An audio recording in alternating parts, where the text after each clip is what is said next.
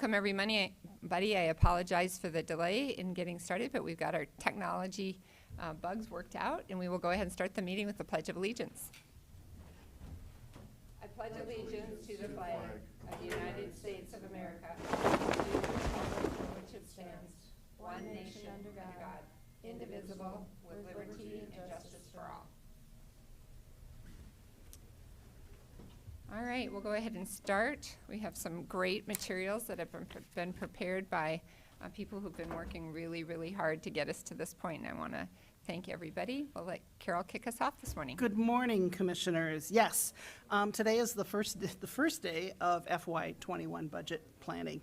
And we have 3 days of hearings that are scheduled out for you. Today is the most intense one, and today is very much an information gathering day, so you're going to get a lot of information and see a few different people present. For those who are watching while we're streaming, it is on minnehahacounty.org/live that people can go through and watch it. We are not on channel 16, so therefore you can still watch it at our website. Department heads did receive this PowerPoint this morning, so they can follow along with us as we take and go through there. With that, I think we can go ahead and get started, Madam Chairman, unless there's any questions from anybody as we start. Thank you.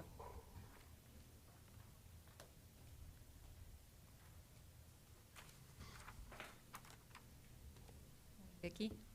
Good morning. I want to not kick anybody out here. Good morning, Vicki Hewitt from the Auditor's Office. We're going to start us off with some May financial results.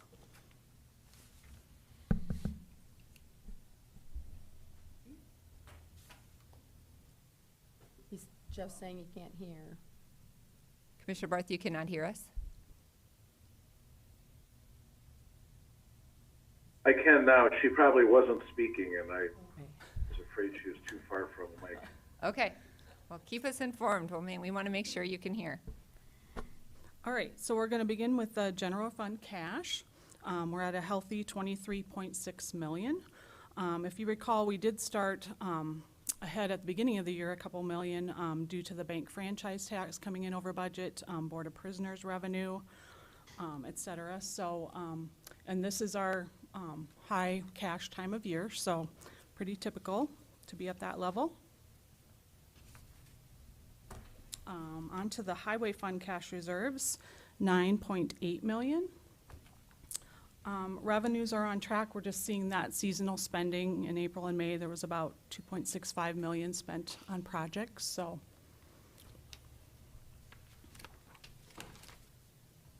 And then on to revenues.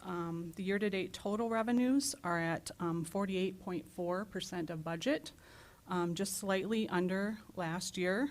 But again, dollar-wise, we're trending a couple million ahead. So total revenues at $30,775,000. Our year-to-date taxes are at 52% of budget at $24,266,000. So just slightly under last year again, but still at that 52% level. And then our other revenues at 38.3% of budget. So again, just under budget from last year, but about $1 million at over, so $6.5 million. And then we'll go into our expenses. Total expenditures at 38.6% of budget, $24,814,000. So just under last year as a percent of budget, with all the COVID-19 things going on. We're seeing that under budget and expenditures a little bit. For personnel, which again is 70% of our expense budget, we're at 39.9% of budget, so just a little over 1% under last year. And finally, our other expenses at 35.6%. So just under 3% under budget as compared to last year. and a couple $100,000 too, it looks like, so. Any questions on the May financials? Yes, Commissioner Bendigo, sorry. Vicki, have you got numbers that show us projects in progress at the end of last year that we carried over to this year that show those cash balances on what they could be? So that we can compare those this year to last year to show us what frankly our actual cash might be, As far as, both highway and general? We can get those for this afternoon's session with carryover amounts for. I think those are important to look at just from a comparative standpoint to make sure that we're using the correct cash balances, so to speak. sure. Any other questions? Vicki on revenue? Okay.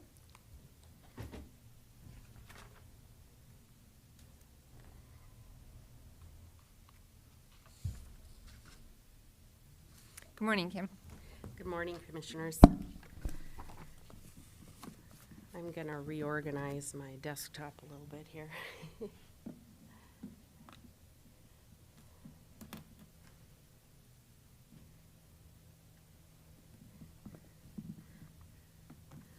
So the next slide we have to review with you is a picture of our budgeted cash applied position over the last several years. And the graph before you shows the blue bar represents the actual budgeted cash applied level. So you can see it's ranged from 3.8 million in 2016 up to as high as almost 4.7 million in 2019. Our preliminary numbers for the 2021 projection are currently at 4.3 million.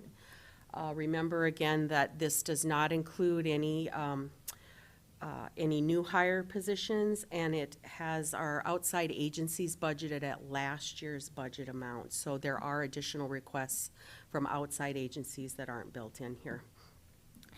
The green bar represents the portion of that cash applied that is required by statute. It's 5% of budgeted appropriations. So we are not allowed to, we have to record a reserve of 5%, and that is part of the cash applied position. The third bar on the graph is what the actual change in the cash balance is over the years. So you can see in 3 of the past 4 years, we actually increased our cash applied position even with a budgeted cash applied of $4 million. The one statistic that I want to make note of, especially on this graph, is the percentage of cash applied. If you look at years 2016 through 2019, we were budgeting at 7.5% to 8% of our appropriations in cash applied. And we feel that that is a good target cash applied range that we could consider for this year's budget as well. And you'll be seeing that in some future graphics when we try to look at the overall picture for the 2021 projection.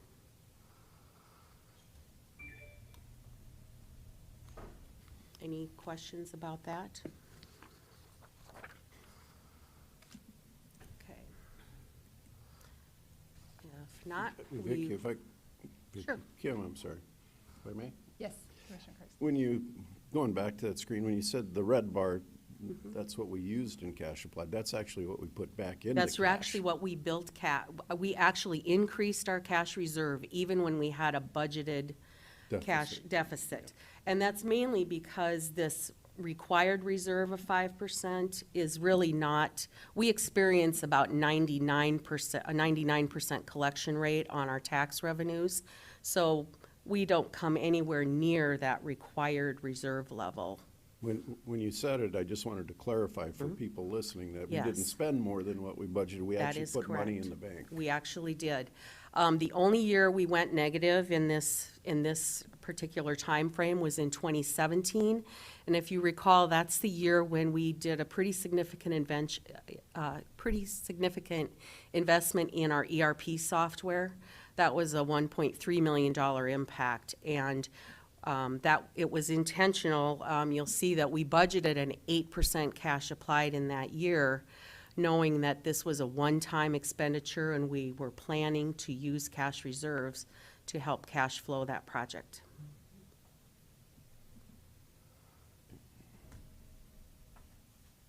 Kim, do you have any projections as to where you think we might end up in 2020? We're trending pretty close to actual budget. So I would hope that we're going to end up positive in that $500,000 to $1 million range, which we've achieved in past years. Again, that's going to depend on bank franchise tax, but our Board of Prisoners revenue is trending very favorably, so that's going to help us considerably this year. All right, thank you. So the next slide is a history of our opt-outs. And as you recall, in 2019, this board passed an opt-out of $6.5 million, and of that opt-out, we used $1,750,000. The current budget projection includes that same opt-out level. So we have some opt-outs in the building fund, $1.4 million, and then we've budgeted $11,375,000 in the general fund as opt-out levy. We still have available for future use $4,750,000.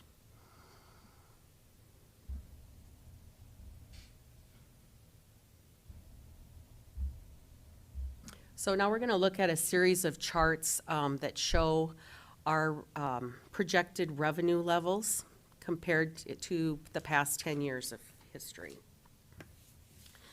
This first graph is kind of a 10,000-foot view of our revenues in the general fund. And you can see that our total revenues have grown from just over $44 million in 2012 to a projected revenue number of $65.7 million in 2021. And the main point to pull from this graphic is that our property taxes as a percentage of total revenue has increased from just under 67% to 74%. And that's true in 2020 and our projected 2021 revenue projections. All other revenue sources you can see have remained pretty static, minimal growth. So the growth in the property taxes is not because Minnehaha County keeps increasing, but also because we've had growth in our community with building. And so Exactly. I think that's important for anyone who's listening. We're not continuing to increase your taxes. We've seen so much growth in Minnehaha County with new buildings and that this is continuing to rise, which is what Correct. we want to see. Correct. And I have some additional graphs that will demonstrate that a little further. Then it's correct to say that we're just becoming more and more dependent on those property taxes. That's Because absolutely. any other revenue sources that we have gotten are not keeping pace. That's exactly right. That's correct. Okay, so now we're going to dive into the other categories of revenue a little more. The first being property taxes. As I said previously, property taxes are 74% of our revenue source, of our total revenue sources. And this graph shows the components of property tax. There are really two components. We have our base property tax levy, and then we have the opt-outs that we reviewed a couple slides back. And here what you can see is our property taxes have grown about $19 million over the past 10 years. About half of that came from growth in the community, as Cindy stated, growth of value, real estate values in the city, or in the county, excuse me. And the remaining $9 million came from opt-out levies. From 2020 to 2021's projection, we're seeing a $1.5 million increase, or about 3.2%.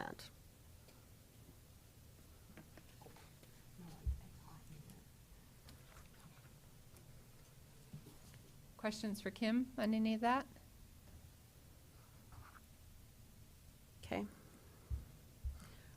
got another chart here. I'll move Jeff a little bit here. This chart just shows the raw numbers behind the graphic you just saw. And what this data demonstrates for you is how our dependence on opt-outs has grown over the past 10 years as well. Back in 2012, we were opting out for 7.29% of our taxes, and in 2021, we're going to be at 23.6%. Again, there are other components to our property taxes, and that are the CPI increases, which have ranged from a low in 2017 of 0% to a high back in 2013 of 3%. In 2020, we had 2.4%, and 2021 includes an allowance of 1.7%. Those are based on the CPI, and the Department of Revenue communicates with us on what our allowable CPI increase is each year. The other factor in our base taxes is growth, and this is where you see the growth in real estate values in the county. And that rate of increase ranged from 1.3% in 2013 to an estimated 2.65% for 2021. Now, this is a preliminary number, and we will be adjusting that over the course of the budget cycle between provisional and final budgets. So we may see a little variation in that number. But I'll back up. So the CPI adjustment amounted to almost $600,000 in 2021, and then we picked up another $934,000 in growth for a total increase in property taxes of $1.5 million. And again, we've left the opt-out amount at the same level as 2020. So Kim, and just as we look ahead to 2022, I mean, likelihood is that CPI is not going to be setting any records. Correct. Except for We would maybe anticipate low it to levels be of- very low. Yeah, okay. Yes. Okay, so if there are no more questions about property tax, we'll look at some other charts now for some of our other sources of revenue. The second largest category we have in our general fund are charges for goods and services. And from 2020 to 2021, we're projecting an increase of $765,000. That's a 7.9% increase year to year. The biggest factor contributing to that increase is our Board of Prisoners revenue, where the Sheriff's Office has projected an increase of almost $840,000. That's assuming we will we'll fill 60 contract beds daily and an additional 20 with the U.S. Marshal Services. So we'll be housing 80 prisoners, or 80 inmates on average every day in 2021. Other factors that are part of this chart, Kim? Okay, before we leave that one, can we just point out that these are our gross revenues, and they don't net out all the expenses that correct. that get tied up Correct. with that. And so. we'll be talking about those variables further on in the presentation. All right, thank you. The one thing that also is interesting here is if you look at the 2021 projection of 3.3 million, that mirrors pretty closely where we were at back in 2012 and 13. And then you'll see how that revenue source declined over time as we started, as the jail started filling with our own county inmates, and we no longer had the capacity to rent beds to other counties. A couple other more significant factors in this category of revenue are our courts fees. Those are, the current projection is down $100,000. In the sheriff's office, we're going to see a decline of $175,000, and that is associated with our detox contract. Those revenues will be shifted to the triage center starting in 2021. And lastly, our JDC revenues are going up about $175,000 for juvenile housing to other partner counties. A similar situation as we have in the jail where we house juveniles for other counties. Commissioner Benega. Kim, could you explain a little bit about the court fees, why that would be decreasing when we're seeing more and more court? That's an area that I think we would need to follow up with Carl about, because we're seeing declining fees. We're also seeing when we look at another graph on fines and forfeitures, those numbers are declining over time too, and it does seem peculiar, given the volume of court activity that is occurring. I think it would be nice to understand that a little better. And the other question I have is on the jail fees. If Lincoln County was to build a jail, what kind of an effect does that have on the revenue source for us?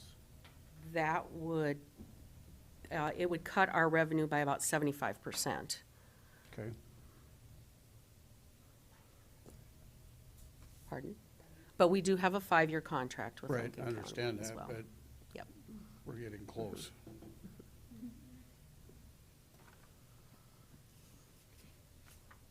Yeah, I mean, that contract just went into effect this fall. So we've got 4.5 years basically left. That's right.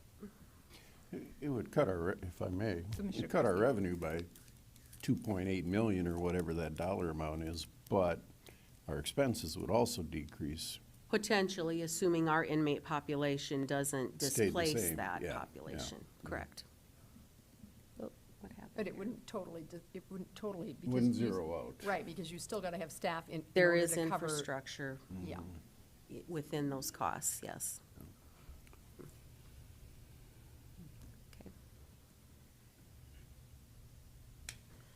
Okay, the next category of revenue we're gonna look at is intergovernmental revenue. And the largest source of intergovernmental revenue is our Air Guard contract, where we're staffing, we provide security for the Air Guard. Second, followed by our bank franchise tax, and the third major item there is our telecommunications tax.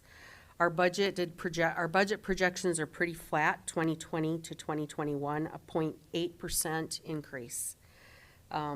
You do see a large spike in our revenue in 2019 that was related to the bank franchise tax, but we're being pretty conservative on our revenue projection just because of the volatility of that revenue source and just the economic uncertainty right now. If I might, Commissioner Benega. when do we know what that bank franchise tax is? Because they don't give us any reasonable estimates. They just send a check, as I Right. understand. That is correct. We saw a 50% increase year over year from 2018 to 2019. We received that payment at the end of January, so we will get our 2020 bank franchise tax at the end of January 2021. Okay, thank you.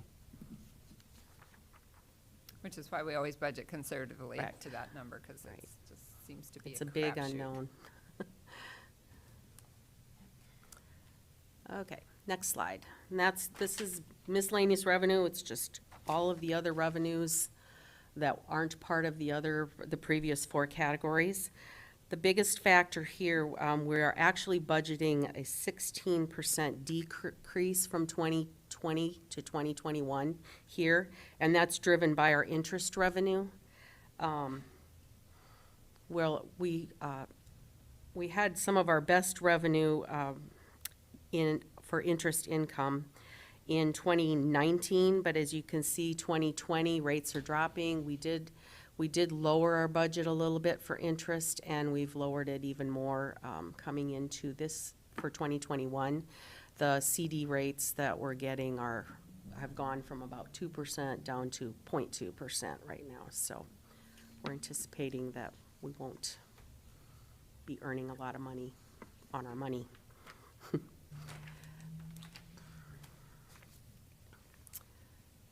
And then the last revenue slide we have are the fines and forfeitures in the courts. And again, we're budgeting a slight decline here as well, 315,000. And that's just based on where we were in 2019 and the trend we're seeing for 2020. And as Gerald brought up, we'll do some follow-up with the court system to try to get a better understanding of why those trends are declining the way they are.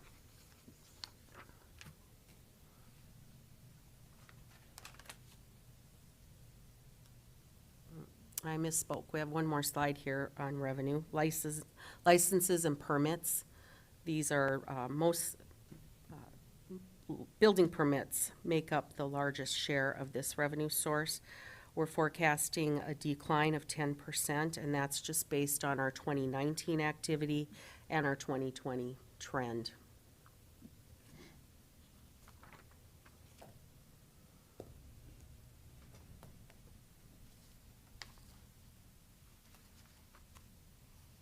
So that brings us then to our general fund expenditures, the other half of the equation here. And I'm gonna move Jeff again. So what's depicted on this graph, there's a lot of numbers here, so bear with me. This is a graphic of all general fund expenditures. And it's broken down by function within the county, so breakdown between public safety, general government, legal services, health and welfare, judicial system, culture and recreation, and urban and economic development, and conservation and natural resources. What this graph will shows is that our expenditures started at a level of almost 42 million back in 2012. We're projecting total expenditures of 66.4 million in 2021. And our public safety costs have consistently run at 47% of our total expenses. General government, which is a category that would include services like the auditor's office, treasurer's office, Department of Equalization, those costs have declined slightly from 20% of our budget down to 18.6% of our budget projected in 2021. Legal services across those years are increasing from 13.3% in 2012 to a level of almost 17% in 2021. And then lastly, our health and welfare costs are also showing slight declines over that time period, starting at 12.5% in 2012 and declining to 9.9% in 2021.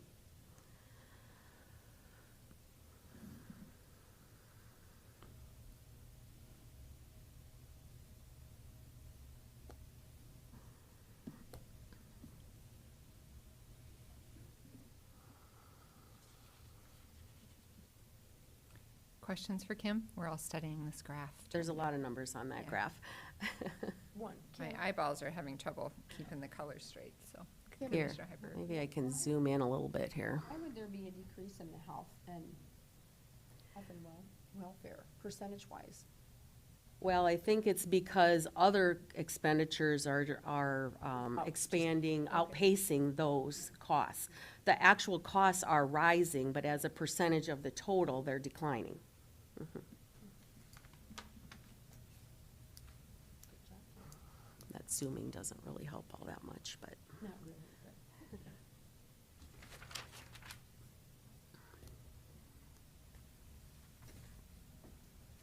Any other questions for Kim? So now we've got a series of 4 slides here where we're gonna compare 2021's projections to our 2020 budget. And we've identified the key variables that are causing the increases and decreases in various categories. So first, we'll start with revenue. And again, our 2021 revenue projection is 65.7 million. That's up $2 million from 2020. a 3.3% increase. The key contributors to that increase are in property taxes, again, the growth rate of 2.65% and the CPI of 1.7%. That's about $1.5 million. We talked about Board of Prisoners revenue, $840,000 roughly. Juvenile housing revenue of $175,000. Detox revenue going away, being shifted to the triage center. We've got a decrease in invested interest. We've projected a lower attorney fees repaid. These are fees that are liened to clients of the public defender, public advocate office, courts clients. Our actual collections on those fees has declined, so we're projecting a lower rate for 2021. And then all other revenue changes net to a decline of about $97,000. So these are the biggest factors. Commissioner Barth? Hello? Yes. Yeah, I just have a question on that invested interest. Yes. I know that in the past we got revenue from the float in the treasurer's office. Is that where this invested interest comes from? It is. Or do we have other items that are gaining some interest? No, this is the interest that's flowing from our cash reserves managed by the treasurer's office. Okay, are we getting any revenue from the float in the treasurer's office? You know, they may have $20 million in the bank over the weekend. We may not be getting much, but I know that in the past we did get some. We do see monthly interest revenue. I can get some specific numbers for you for this afternoon session if you want. But we do realize interest revenue monthly for that money that's on deposit or in reserve. Is any of this have to do with the building money from the jail? No, that is all captured in a separate fund in our capital projects fund. So this is truly just money earned on the cash generated by our normal county operations. Okay. All right, so now we're going to look at expenditures in two categories. First, salaries and benefits. Here's where we're going to see an increase from 2020 to 2021 of $755,000 for salaries and benefits. That's a 1.7% increase. And salaries and benefits do represent about 70% of our operating costs in the general fund. And here are the key contributors to that increase. You'll recall that in 2020, we had to budget a 27th pay period because we had 27 paydays occurring between January 1 and December 31st. The impact of that was almost $1.4 million. So there's some savings, if you will, associated with that. The next is the step increase for all staff. The cost of that is about $364,000. A 2% matrix adjustment has been built into the projection. That equates to $721,000. You'll also recall that there were a number of positions authorized in the 2020 budget that were mid-year hires or fourth quarter hires. The impact to annualize those positions is about $439,000 in 2021. And then we budgeted a 15% increase in our health insurance costs. That's $701,000. We've also got some reductions in the elections area. We'll have a decline in overtime and part-time dollars because we're entering a non-election year in 2021. There were also reductions in overtime, primarily in the jail, of $32,000. We've got some salary reimbursements from the highway department, and those are going up by almost $14,000. So we see the benefit of that in the general fund. And then our work comp insurance, we've budgeted a 5% increase on that. Yes. You knew I was gonna ask this. About the accrual of payroll, are you doing it by pay period or by day when you do accruals?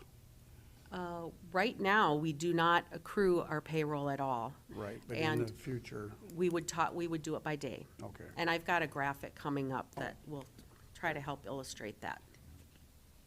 Makes a big difference. Okay? Any questions on salaries and benefits then? So our projection, again, does not include the impact of any requested positions at this time. This is just existing budgeted positions from 2020. So it does include the almost $450,000 of positions when they get annualized. That's correct. Yep. That's correct. Okay, so now we'll talk about all the other expenditures.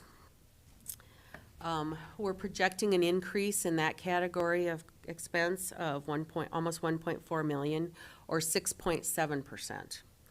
And these are all of the contributing factors that are causing that increase. Some of the larger ones I'll point out. Courts, we're projecting an increase of $319,000, almost $320,000, and that's a 15.5% increase over 2019. If you'll recall, 2019 ended up, 2019's actual expenses are actually higher than 2020's budgeted expenses by 4.7%. We do, right now, the way costs are trending, it appears as though we might actually finish the year at or below budget in courts, just because the spending in that area has been trending lower due to the COVID restrictions on the court activities. But we do feel that this $315,000 or $320,000 increase is going to be warranted in 2021. Commissioner Heiberger? And historically, for courts, we've been under budgeting and ending up at the end of the year. With a big supplementing the supplement. account, Mhm. And so we're trying to get so that we run a more even budget going forward. And so Exactly. that's part of the reason you're seeing a huge increase too, again, for the public, so. That's Yeah, very true. I mean, and we may be trending down, but as the courts reopen this week and try to get through their backlog, we may not trend down by the end of the year either, so. Okay. The next factor is the elections department. We're gonna see a $280,000 reduction in budget in 2021, again, because it's a non-election year. In facilities, we've got some increases for contract services and utilities. And then we'll jump down to the jail category. We've got a series of increases there. Inmate meals, an increase of $260,000. Our property liability insurance, we've got added insurance coverage for the jail addition of $22,000. There's some electronics maintenance that has a cost of $48,000. And then our armor contract for inmate health services, we're projecting an increase of $215,000. So if you recall, we have a budgeted increase in Board of Prisoners revenue of $840,000. The increase of, if we factor these increases in the jail, plus the portion of salaries and benefit increases attributable to the jail, that's $887,000. So we're about breaking even with that Board of Prisoners revenue. Okay. The next item on this list, it's got some asterisks by it. This is our armor contract for detox. We will not have that expense in 2021. It's going to be shifted to the triage center, but instead we will be making a $400,000 contribution to that joint project with the city. So that's pretty much a wash. And then you can see all the other items contributing.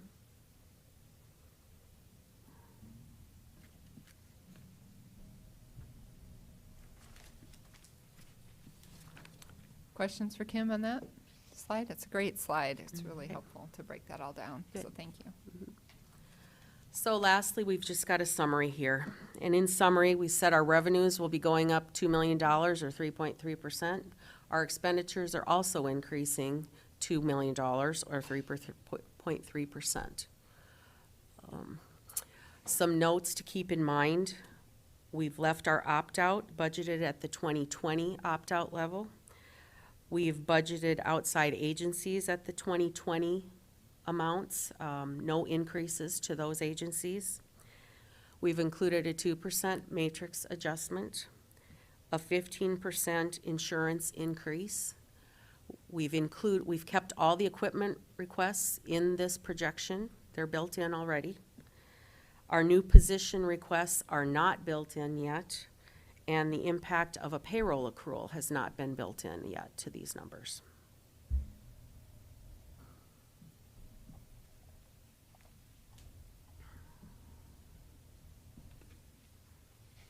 So we're in generally good shape, but we got a lot of work to do still. So, That's right.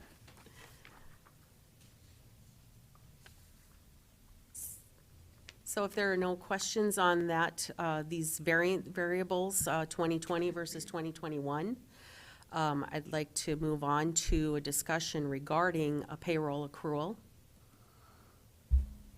everyone ready? Move on? Okay.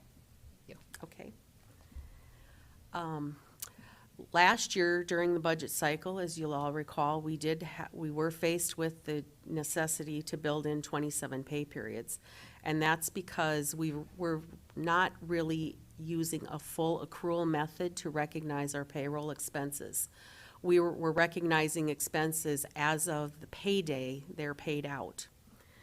And what we would like to consider going forward is that we adopt a full accrual method, which is going to require a one-time adjustment, if you will, to kind of reset the clock to run our payroll, or recognize our payroll expense from January 1 to December 31 every year consistently.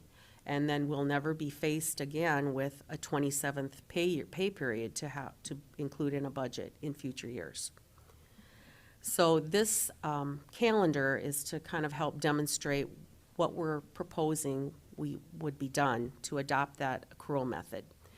So this is the December 2021 payroll calendar, and you can see we have paydays on December 2nd, December 16th, and December 30th. December 30th being the final payday of 2021. Now that payroll is only recognizing expenses for hours worked through December 24th. Okay? So that means the 7 days from the 25th to the 31st are going to fall into the first pay period of 2022, which will be on January 13th. So what we're proposing is that we adopt a full accrual method, which means we're going to have to recognize these additional expenses in the 2021 budget, the equivalent of 1/2 of a payroll, basically, 14 days of 7 days of a 14-day pay period. The accrual impact of that, we're estimating to be about $750,000. And this would be a one-time countywide impact. This would be about $700,000 to the general fund and about $50,000 to the highway and other funds, 24/7 and emergency management. The benefit of doing this now is that if we look ahead to 2028, which would be the next time we'd see a 27 pay period budget, we're estimating that cost to be $1.9 million at that time.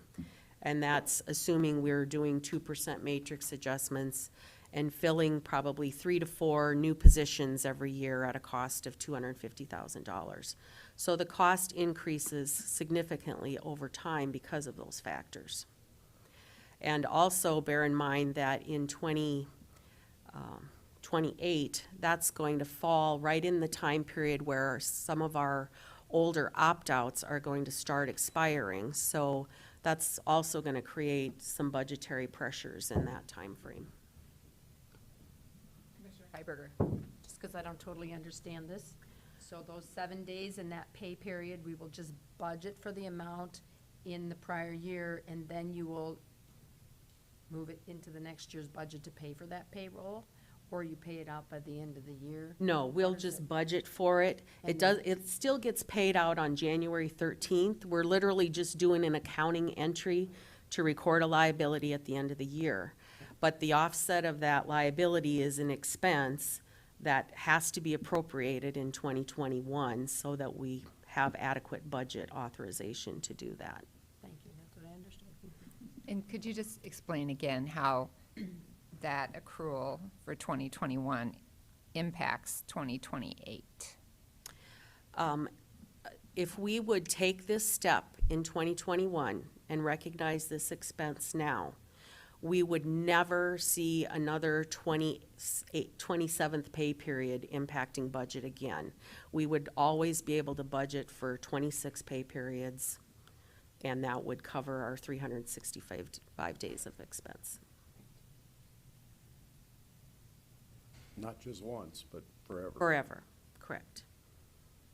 So we're literally just resetting the clock from December 24th to December 31st when we do this, and then we'll never have to do it again. Commissioner Karski. I would say this is a very common way of accounting. I mean, more common to do it this way than the way we have Yeah. been doing it. It makes sense. Absolutely, and this type of adjustment is a proposed audit adjustment every year in our annual audit.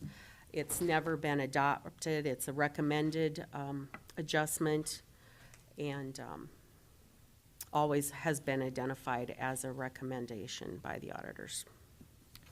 So to tie it back to the previous slide, this is one of the things that was excluded Correct. that we would have to add in. That's So, right. Okay, thank you. Anything else? Any other questions? Sure, Jeff? Commissioner Barth? Yeah, so it's $750,000 in next year's budget added to our expenses, is that right? That's correct. And we'll have some illustrations to look at when we get a little further on to help you see the impact of those. Okay, Thank you.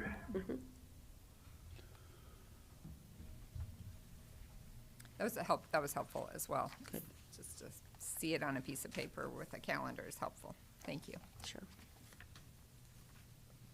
Okay, we're going to move on then to our means of finance.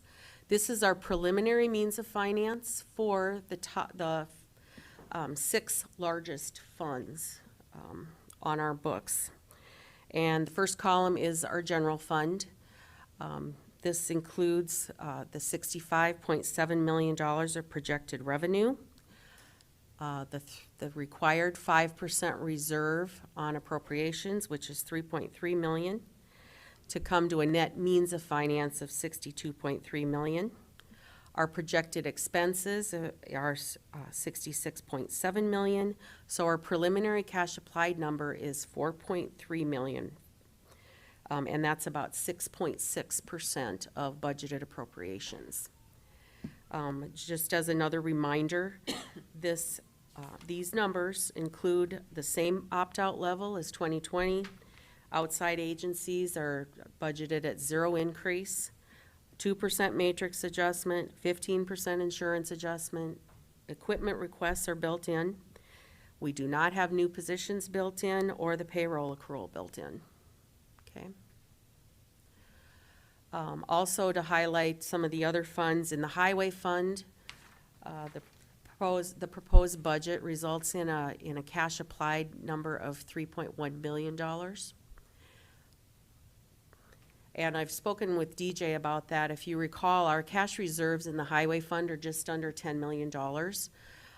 But he has pointed out that there are a number of grant programs for bridge grants available in the state. He is anticipating that the county will be able to receive some grant funding for some of the projects that are built into this budget, but we don't budget for grants until we know that they are awarded. He's also got in his 5-year projection, 5-year cash flow, which he was going to share with me, and I can bring that forward so that you can see what he anticipates over the next 5 years, where an estimate of where he feels the cash reserves will be in the highway fund. I want to jump over to capital projects. The proposed budget right now includes $20 million in capital projects for renovations in the admin building and extension building and a county highway shop. Commissioner, yeah, sorry, Carol. Do you just want to explain how that 20 million is going to impact the bottom line when we say what the budget for FY '21 is then? Because we have that with the jail. If we have a budget of 95 million, typically there's an additional 20 million. Right. Can you just explain that? Our all-in budget proposed for 2020 is actually about $117 million. And that's, again, that's, as Carol stated, 20 million of that is for these special projects. Our typical budget level would be at about $95 to $97 million. And I think we're going to talk about this a little bit more later. So, but I mean, there's a lot that goes into that particular item about that $20 million in bonds. So I can hold the questions until we get to that later slide. Okay. All right. So we're to the end here. Our last slide for this segment of our meeting, our hearing, is includes some illustrations that show you the impact to adopting certain of these budget requests that have not been included in the numbers you've seen so far. So on this slide, we've got three different illustrations, basically. We have, at the top of the slide, we're showing where our current projected revenues and expenses result in a preliminary cash applied number of $4,373,000. And that's true in all three of these illustrations. We know that we've got requests for new positions that equate to a cost of $400,000.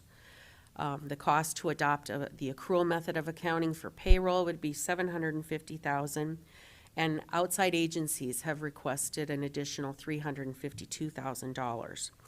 So if all of those requests were to be approved, that would add $1.5 million to our expenditures.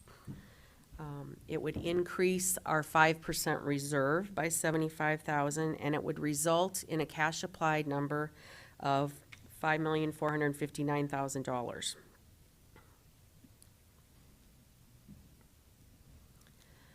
Excuse me, I misstated that. The $5,459,000 is the cash applied if we establish 8% as our recommended cash applied figure. And so the increase in expenses that are included in this illustration would put us over that cash applied position by almost $500,000. And can you explain where you come up with the 8%? Again, that relates back to the graphic we showed of cash applied early on, where in years 2016 through 19, we budgeted at cash applied levels of 7.5% to 8%, and we still built our cash reserve still increased in those years. So we're recommending that we could budget to a level of 8%. And still be able to build our cash year to year. Thank you. So now in illustration 1, we've changed up some of the requests. Illustration 1 assumes that 1/2 of the requests for new positions would be filled. That's true in illustration 1 and 2. We would still recommend that we adopt that accrual for payroll. Illustration 1 assumes that half of the increases to outside agencies be granted. Illustration 2 reflects that we would actually decrease our outside agency funding, and that ties back to one specific request, which we'll be getting to this afternoon. And then illustration 1 also assumes that we would fund only the vehicles for the sheriff's office and not grant the requests for equipment in some of the other offices, which those are, again, something we'll review this afternoon. And in both of those scenarios, an 8% cash applied is still in that $5.4 million range. In illustration one, we'd be $54,000 too high. And in illustration two, we would still have $95,000 available to grant additional requests at that reserve level. So I'm wondering if an argument can be made that we could exist at a slightly higher cash reserve level, maybe slightly higher than 8%, when we know that we're funding a non-cash accrual For payroll? Am I off base there? No, no, Okay. that's very true. Okay, thank you. Because again, that payroll accrual, it's not that we're not spending any more money than we normally would. It's just that we're gonna recognize some of that expense 7 days earlier than we would have under our old method of accounting. Correct me if I'm wrong, but 1% is 600,000, roughly? 1% additional cash applied is 600,000. Tie a dollar number to the percentage. Yes, Okay. yes, it's based on that appropriations number of 66 million. 6 million. Okay. All right, any questions? Commissioner Benega? Well, at this point, I'm just gonna say that you're only half right in your conversation, in my judgment, because you're not expending that in cash, but you're recording the expense in the proper year that you had it. But 2 days later, you're gonna start with a $750,000 decrease in cash for next fiscal year. Cash? Yes, because you're paying that payroll on the 31st. Okay, I see what you're saying. Which is what we would have done if we don't do this accrual. Right. And in my little bit of experience, I guess, but the issue of accruals is usually done on a monthly basis, and for whatever reason, this is gonna do it on an annual basis, but even doing it once a year is the right thing to do, but it would be more accurate if we did it on a monthly basis, so we knew exactly where we were each time we get reports. And we do have the ability to do that in our accounting system, so we could do it monthly. It would seem to me that, in my preference, that we would see it that way rather than on an annual basis, because 7 or 8 days of a working payroll amounts to a lot of money when it's 70% of your pay or your Right. budget.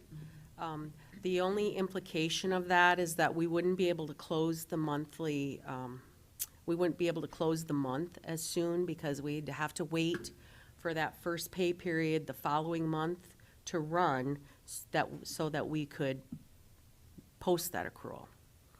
You can do it that way, but you can also do it with an assumption that each payroll period will cost you X amount of dollars, and you make that assumption rather than doing the actual, and so you could close right away. Okay?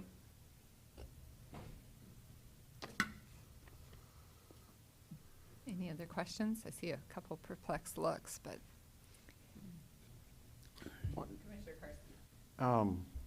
Illustration 2, we would be funding all the equipment requests or none of them? All of them. All of them. All of them.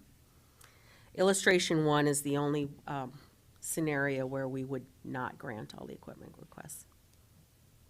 And again, we'll come back to this after you've had time to see the other requests, hear from department heads about their new positions. This is just to give you a graphic of what the impact would be on some of these decisions. The last question I have for now is on the recommended cash applied number that you've given us. Do we know exactly where we're at with property tax payments at this point? Are we close to 100%, or are we at 95? We're at, through the end of May, we're at 52%. So in theory, we're at 104 if we Right, we're continue. over what was actually due on Okay, May 1st. thank you. But we're also lagging about 1% from where we were last year at this Correct. time. But if you look back 5 years, we're about dead even, really, for the average collection rate at this point in the year. Okay. I don't know if this is the right time to talk about this, but in assumption two, you talked about reducing IBC housing due to per diem billing. Did you Right. talk about that and I Well, missed it? that's actually this adjustment in outside agencies. Oh, that you were talking about, Right, okay. yeah, and we'll go over that when we talk about outside agencies. Okay. All right. Well, great. Thank you so much. So we're running just slightly behind schedule. But we'll just push our break back and shorten our lunch probably is how I would see us catching back up, or maybe we'll catch up otherwise. But Carrie Deaver's next.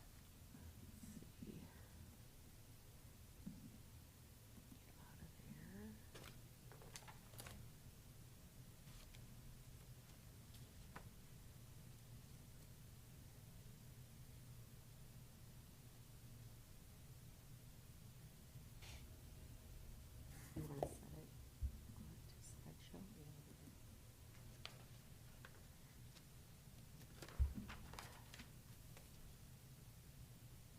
Why do I not see where it is? Pardon? Okay. Good morning. Morning. I get to talk about the personnel side of this, and you'll recall that the vast majority of our staff are on our pay matrix, and then we have some select individuals who are paid a flat rate. So this portion of the discussion is really about those individuals who are paid on the matrix.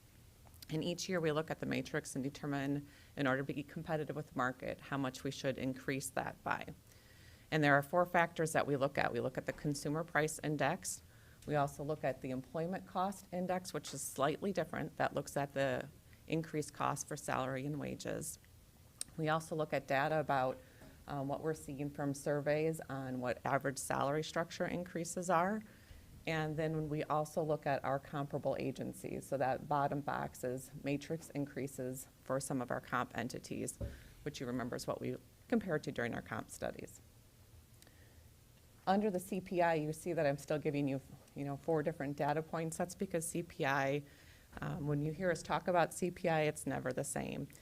The national CPI is CPI-U. I'm also giving you the Midwest figures. Every year, South Dakota State adjusts their minimum wage, which of course impacts our salary structure as well, and being competitive. So you have a figure for CPI on the South Dakota State, and that MC budget, it actually refers to the figure that we're given by the Department of Revenue for increasing our own budget figures. So as Kim had mentioned, that was 2.4 going into 2020. The South Dakota State minimum wage adjustment going into 2020 was 1.7. Of course, we don't have a year end for our national and Midwest, but what you'll see there is April has significantly lowered, and that is because of where we're at in our economy. Overall, what I would say here is you probably see that we gave a 3% increase coming into 2020. We never know what our other comparable organizations are necessarily doing because they're going through budget process at the same time that we are.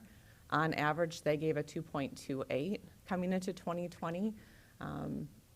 But you'll see that we've been trending a little bit behind those other organizations for a couple years, and we recognize that. So we looked at a larger increase for 2020. Kim has mentioned to you that we put in a 2% matrix adjustment for next year. That's close to trend, but it is also what's contractually obligated for our unions for 2021. Any questions on that data? Okay. The other portion of our salary increases pertain to the salaries that you want to provide to elected officials.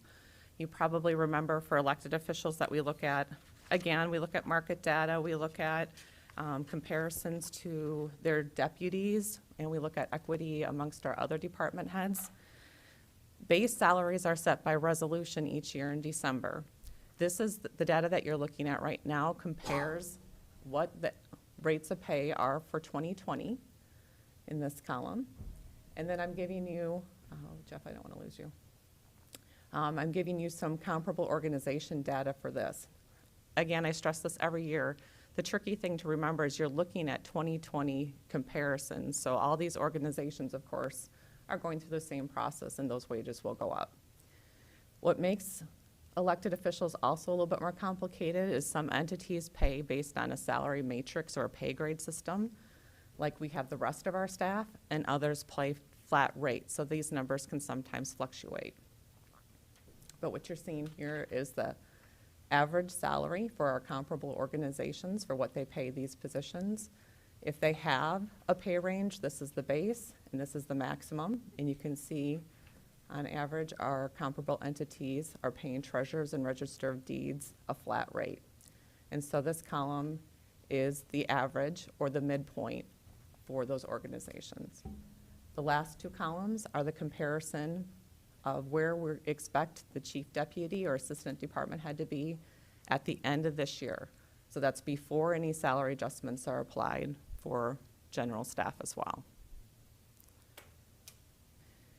For the figures that you're looking at for the budget, there's been nothing built in yet for elected officials, so that's one other thing to consider. The next slide gives you just that department breakdown and equity. Again, what I'm giving you is an idea of what staff size they have, how long they've been in their role as a department head.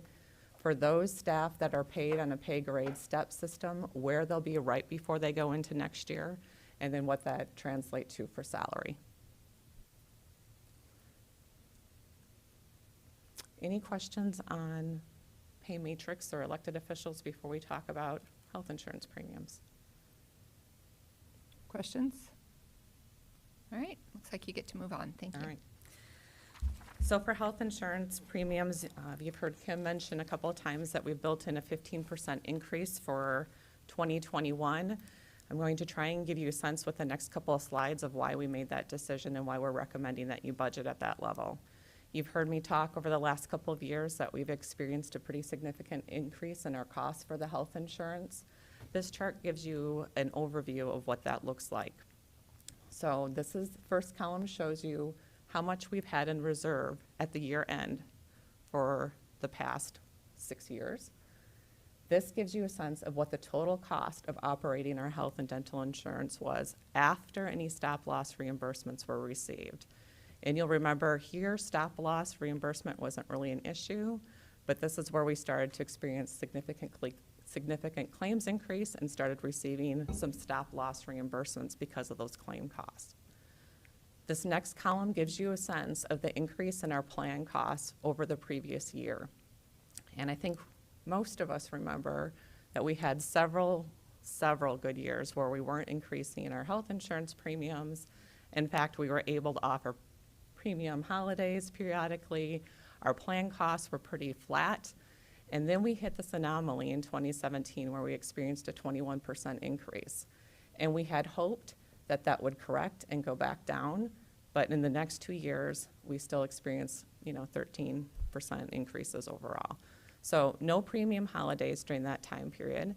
In addition, our reserve balance has gone down quite significantly. You'll remember that we've had reserve analyses conducted. We're at an okay level. We're comfortable with that. But still cognizant that we have been basically operating at a loss for a couple of years. So we had a 15% increase coming into 2020, and I'm recommending a 15% increase for 2021 as well. This is sort of the annual overview. The next slide really kind of tries to give you an example of what this really looks like on a month-to-month basis. So, and again, it's really hard to stand here in June and say this is what I anticipate we're going to need for next year because we're only a few months into the new year. But on average, right now, we're trending around $312,000 in health claim costs, just health medical costs for 2020. And our prescription claims are trending on average around $136,000. Our dental claims have really gone down because, of course, nobody's going to the dentist right now. So the reason this figure is grayed out is I'm using an average from 2019 instead.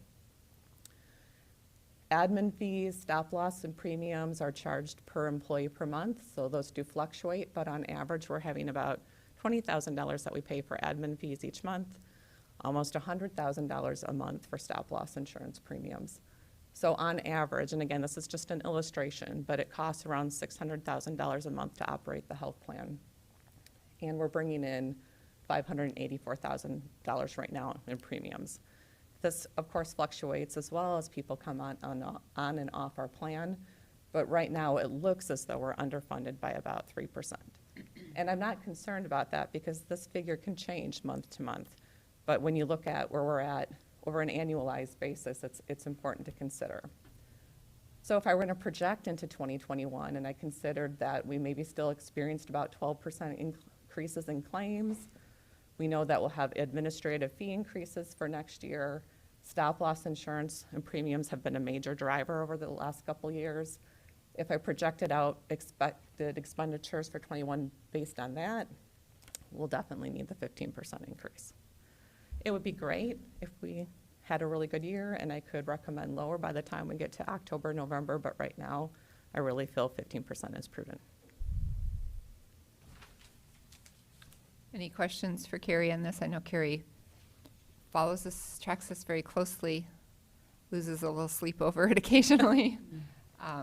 And, you know, kind of just for the public, I mean, we're self-insured, but really what that means is we insure the top part of the risk, and then we purchase insurance. That's what the stop loss premiums are. So we purchase insurance for the larger claims, and so that's how this all comes together. So, thank you. The last part, If I go could. ahead, Mr. Karski. The stop loss, they basically, are we gonna be renegotiating that? Because last year they had some provisions in there where they could not target certain people, that type of thing. Are we gonna, do you see negotiations happening on that to reduce our? They did laser quite a few individuals, so we pick up Laser, a larger that's- yeah, thank portion you. of the amount than we have a specific stop loss rate of 100,000, meaning we pick up the first $100,000 in claims, and we do have several people who are lasered higher. Do I think we're going to renegotiate? Absolutely, because our contract comes due each year. But we had a rate cap coming into 2020, and we hit that rate cap. So while I think that we're going to be renegotiating, I don't expect that. I still think we're going to be seeing an increase. Okay. Yeah. Okay, so the last portion I have for you is really to break down what the staffing requests are that you have as you're looking at 2021. And this year we've added a new chart so that we can more accurately keep front of mind any grant positions that we have out there. And you remember that we approve grants, or the commission approves grants, and if they're funded, sometimes that'll result in new positions, and often with that, the grant might have something along the lines of saying it's only for 3 years or it's only for 2 years, and that all depends, of course, on the grant and the situation. Right now, in the payroll budget, there are 5 grant-funded positions. The sheriff's office is requesting and unfortunately, all of them happen to end in 2020. So this is all of them, but they all end in 2020. The sheriff's office knows that there are 2 positions, the corporal position here and a deputy sheriff. The grant funding will definitely end at 2020, and they're asking for approval to continue those positions. So about $147,000 to $148,000 for those 2 positions. Pre-trial has a grant-funded position. Human Services has a caseworker for their Alliance program. And then we have that new juvenile diversion coordinator that was just approved last year. All the funding is expected to end at 2020. The difference with those is that there's potential that those grant funds, we may be alerted later in the year, or hope that we find out later in the year that the grant funding for those will continue into 2021. All of these positions are currently built into the budget. The next slides really talk about positions that are not currently included in the payroll budget for 2021. And you might recall that we have a lot of different kinds of requests. Some people will come in with full year requests, some come in with half year requests. We have staffing changes for reclassifications. So we're breaking this out into two main sections. New positions for full years, which is the yellow, and then the slide after that will be other types of position requests.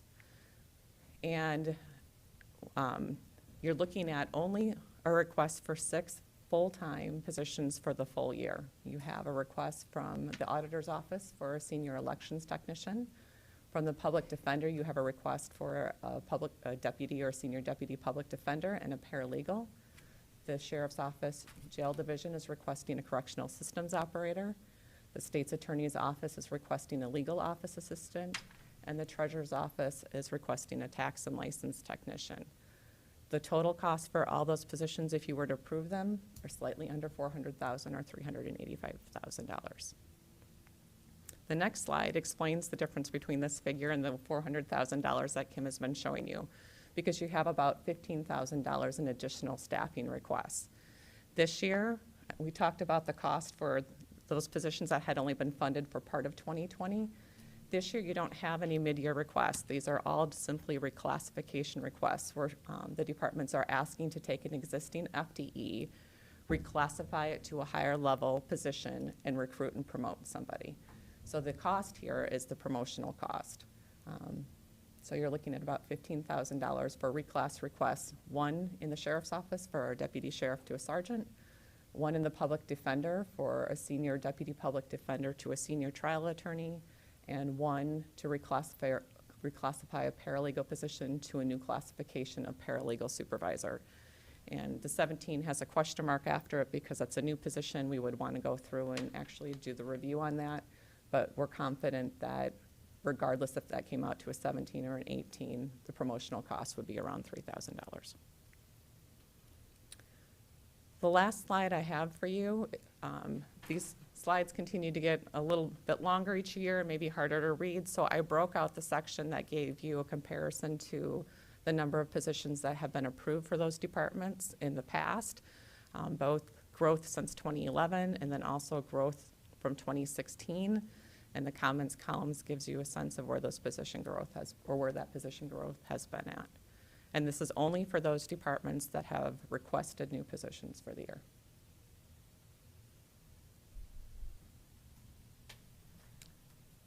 Commissioner Heiberger. One question. So, when we're looking at new positions in that second, option that Kim put forward, there was, I believe, $200,000 in it. Does that, and it talked about new positions, but does that include deciding on the promotions too? So those two sheets go together, so we can come up with $200,000 between those two sheets. Okay.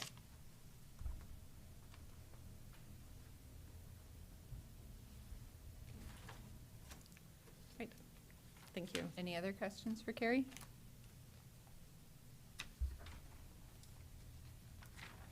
All right. All right, thank you. Thank you. So it is 10:28.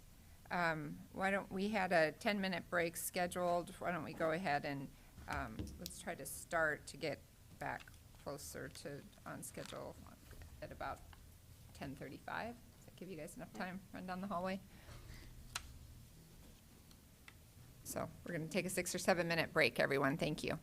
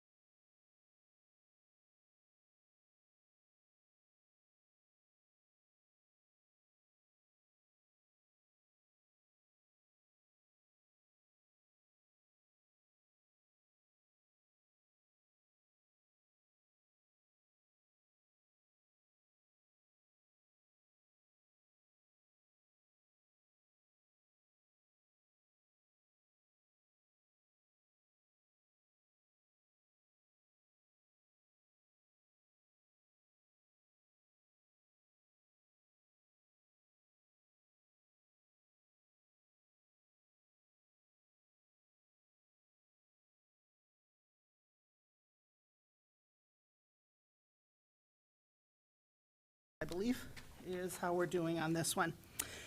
So, here we go. The equipment requests that we have, Equalization has requested a vehicle to replace a 2003 Chevy truck, would be a cost of $25,000. Human Services is looking for a used transport vehicle at $15,000. The jail, Ford Explorer to replace a transport vehicle at $33,759. The sheriff has 2 Dodge Durangos for investigators in there, 5 patrol SUVs, and then additional vehicle equipment of $20,250 because they have to put lights and stickers and all this other kind of stuff that goes into a vehicle. So our general fund requests for our vehicles are $318,009. We then have Highway, who has requested a new vehicle for admin staff, an SUV, a pickup road crew. The big items are 2 tandem trucks, that would be a total of $294,000, 1 loader at $250,000, and a crash, and I don't know what that is, I didn't ask DJ that, some kind of a crash trailer at $38,000, for a total of $852,000. So, and if you look within each of their departments, you will see narratives that address that and talk about why they need to have something replaced and what they're doing with that. Any questions at all on vehicles? Any questions? I'll just, Commissioner just a Heiberger. comment, that there were, on the highway, they were missing some of their reports on, maintenance schedules, and I did email them out, and I see there's a response from DJ, so I haven't had a chance to read that response, but just to know that that's probably coming, because they're not in his reports.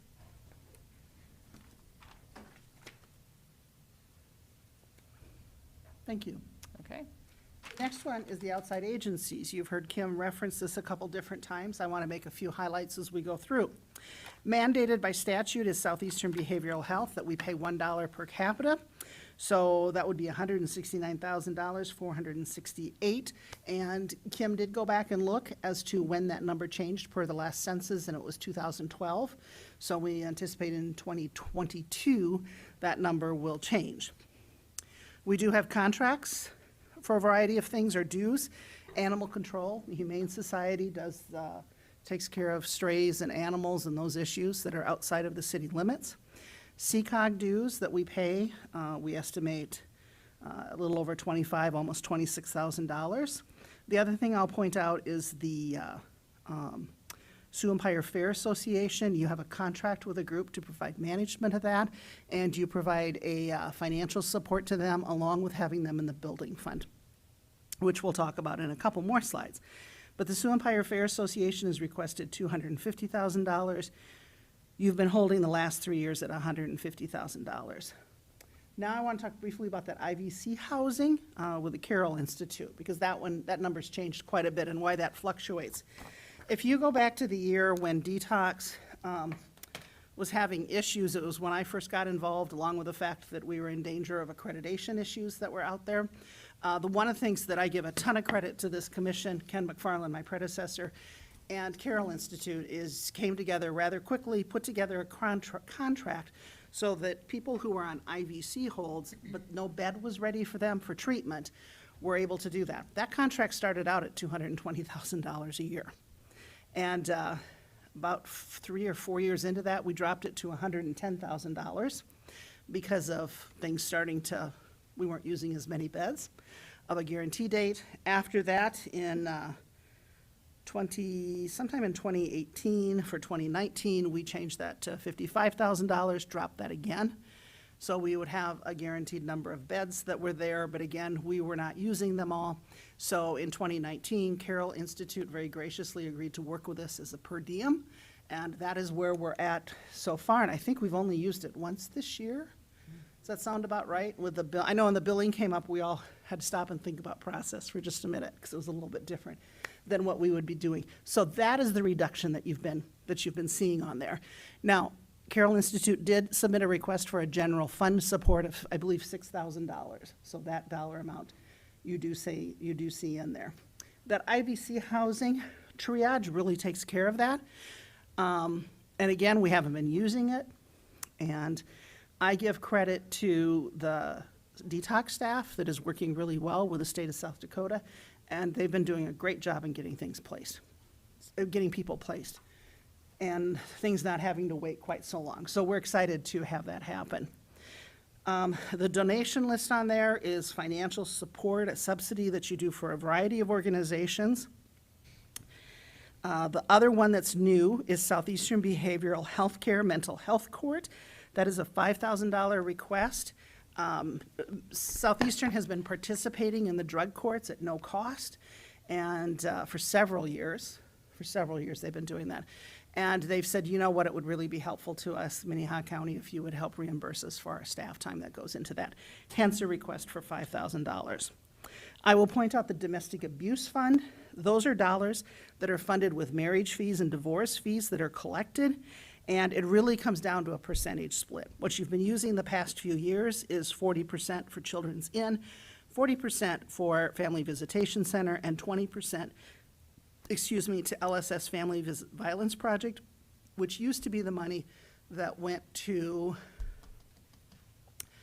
the Rape and Domestic Violence Center. Compass Center. Compass Center, thank you. They've changed their names, and I can take you all the way back to Citizens Against Rape and Domestic Violence when their name was that.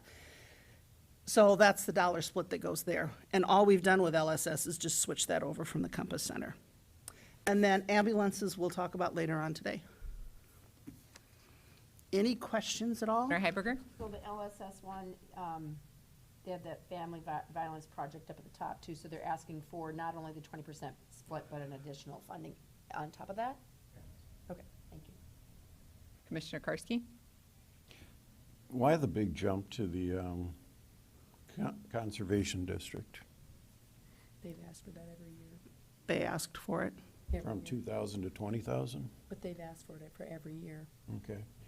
And I guess, I've been on the Makita board for a while, and I know that Lincoln County pays more to that board than Minnehaha County does. I think we should be, and it's not a lot. It would mean an increase of $2,000 to Makita, or to that board for our belonging to there. And I'd encourage us to consider an increase there.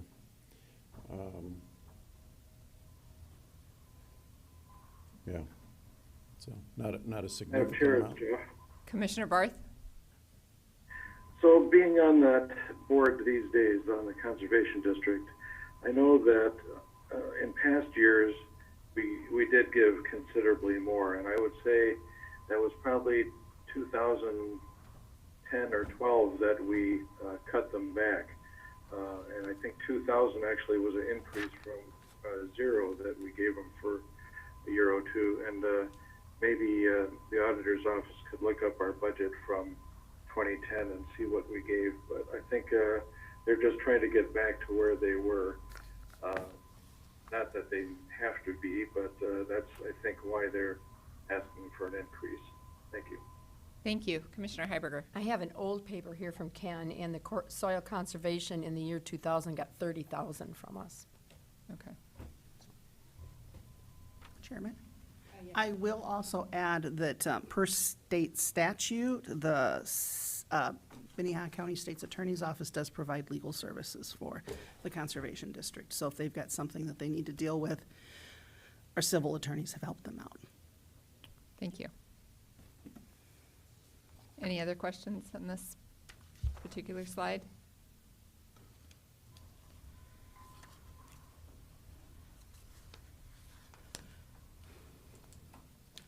All right, thank you. We're going to turn over to Kim, and I think she'll probably turn over to Mark at some point.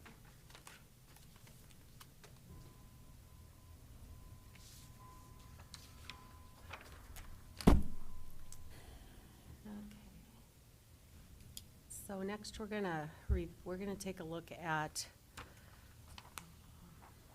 our outstanding debt and our building fund.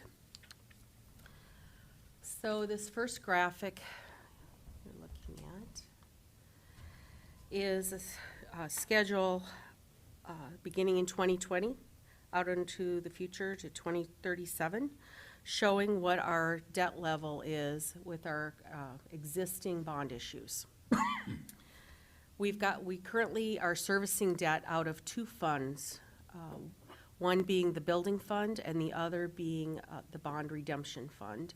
The bond redemption fund is basically an opt-out form of levy to service that debt. The debt in the building fund is just being paid by the existing property tax levy in place for our building fund. So in 2020, you can see the two categories of debt. The green bar represents those bond issues that are serviced in the bond redemption fund, and the orange bars are those bond issues serviced by the building fund. So in 2020, you can see there's about an equal share of debt in those two funds, just at 2.8 million in the bond redemption fund and about 3 million in the building fund. In 2021, you see some pretty, or for a total debt level, again, I'm gonna move Jeff. So there's a total debt level for the county of almost 5.9 million in 2020. In 2021, that debt service, I'm sorry, I misstated that. That's the total debt service, not the total debt level. We'll see that in the next slide. So our total debt service in 2020 is about 5.9 million. In 2021, that number is going to decline to 4.8 million. And we're gonna see an increase in the bond redemption fund. That's tied to our jail expansion bond series, where we're going from paying interest only in 2020 to we'll begin our principal payments on that debt in 2021. In the building fund, you'll see a significant decline, about $2.8 million. And that relates to two issues for the courthouse and CCC bonds. Those are being paid off by the building fund in 2020. And therefore, the ongoing debt service in the building fund declines to just under $250,000 a year. The next points at which our debt payments will change, they're all decreases, will be in 2026. Our debt payments will go down about $200,000, and that's because we'll pay off the bond for the Health and Human Services building, and that is in the building fund as well, so that's where you see this little orange bar disappears. And then in 2028, the courthouse addition that was in the bond fund, that will be paid off. That will decrease our debt by about $900,000. And then in 2031, the jail kitchen will be paid off in the bond fund. And so from 2031 through 2037, the only debt outstanding will be that for the jail expansion.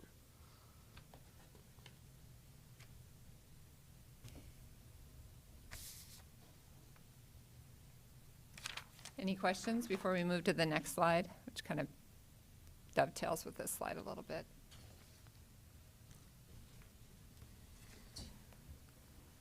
Okay.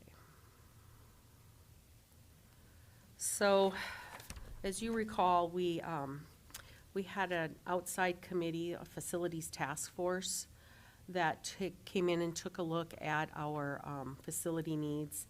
And as this next graphic comes from the report that they helped prepare for this board, and it illustrates for you what the bonding capacity would be in the building fund, and what without having any impact to our tax levy in the building fund. As you recall from the previous graph, our bond payments are going to go down by 2.8 million between this year and 2021. And so that frees up some cash in the building fund to take on some additional projects and address our capital needs. So this graph is giving you presenting for you three different scenarios of borrowing. The first being $10 million, the second $20 million, $30 million, and $40 million. And in all three examples, the green bars in the front are our existing debt, just under, about $226,000. The blue bar would be the additional debt payments that would be assumed if we did these various levels of bonding. So if we borrowed $10 million, our payments would be $676,500. If we borrowed $40 million, our payments would be $2.7 million. And then all varying degrees of borrowing. Then the very last bar represents cash that would be available to do cash projects, just to pay cash as we go to do various capital projects.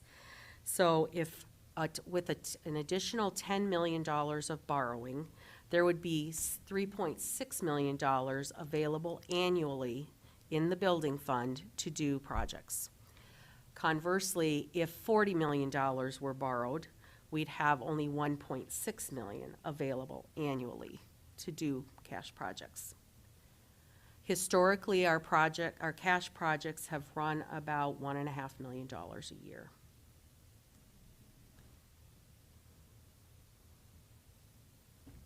So again, at any of these borrowing levels, we would not be impacting the building levy at all. The building levy would stay where it's at. Commissioner Karski. In other words, taxes won't change. That's correct. They'll change for growth in CPI, but not because of capital projects. Yep.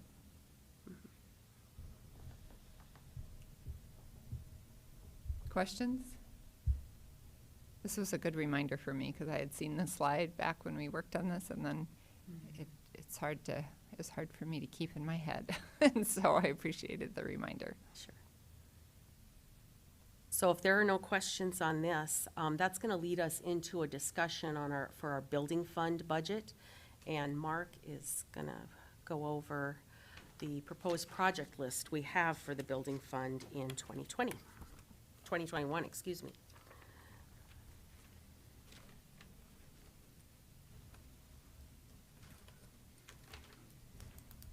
Good morning. Morning. So, building fund list, same list. I went over here a couple weeks ago in my presentation. Majority of these projects are annual, upkeep, building and grounds maintenance. A few larger scale projects in here. $300,000 added in for administration remodel, FF&E.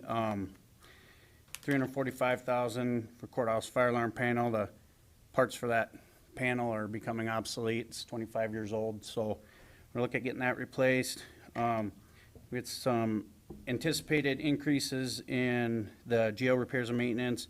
We moved that up to $200,000.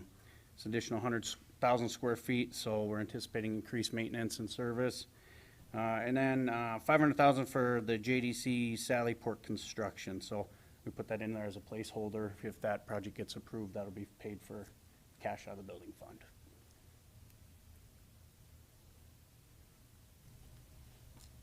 Are there any questions for me? Any questions for Mark? I know we had a chance to look at this not too long ago with him. Commissioner Heiberger. I have one question. So if I'm going back to the slide prior to that, so if we ended up doing the $20 million bond, we would have cash available of almost $3 million, and expenditures expected for the cash out of is 2.4.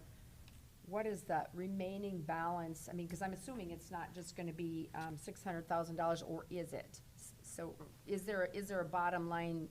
Is this what we can spend and we still have money left in the building fund? Yes, and this next slide will demonstrate that. Okay, thank you. All right, go to the next slide then. Yes, one other thing we do want to mention, looking at this, we've got the current year project list, but we also have a 3-year outlook.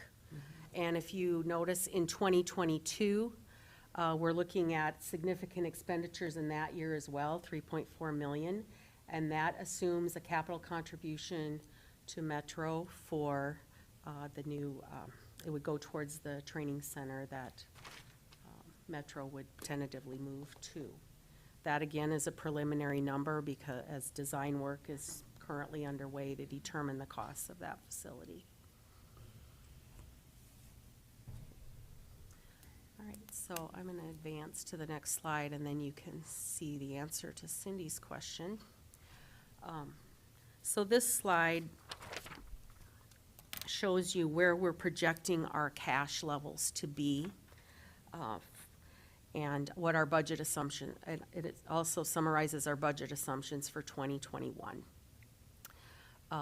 So let's focus just on the budget column first of all. So we're projecting revenues in the building fund of $4.5 million. That includes the growth in CPI increase in the building fund at the same rates we budgeted in the general fund. Then down in expenditures, let me turn my pointer on here.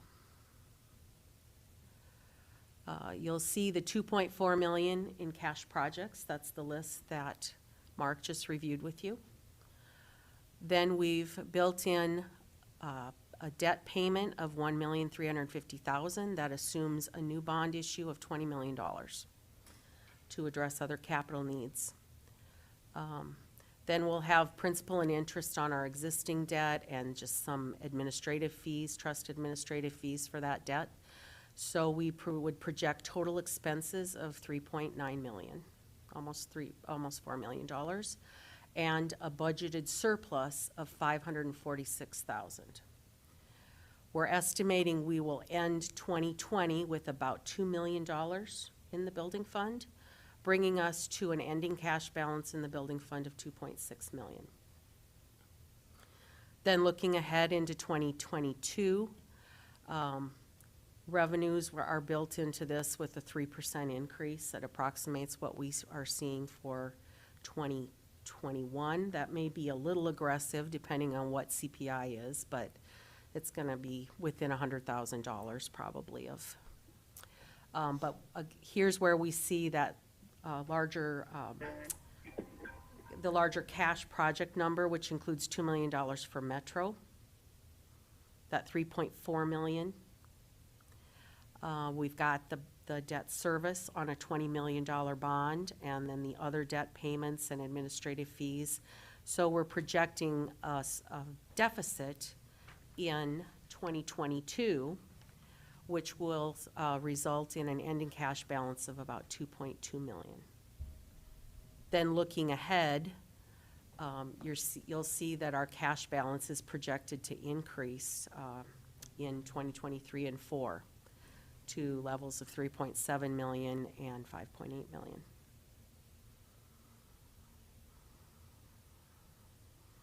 Questions about that? If I could make just a Commissioner comment. Karski. The new bond issue at 20 million, I mean, right now, we're projecting 10 to 30 or whatever. We really don't know until we're done with all the projects we have going on, figuring out what it's gonna be. It could be 18 million, it could be 23 million, so.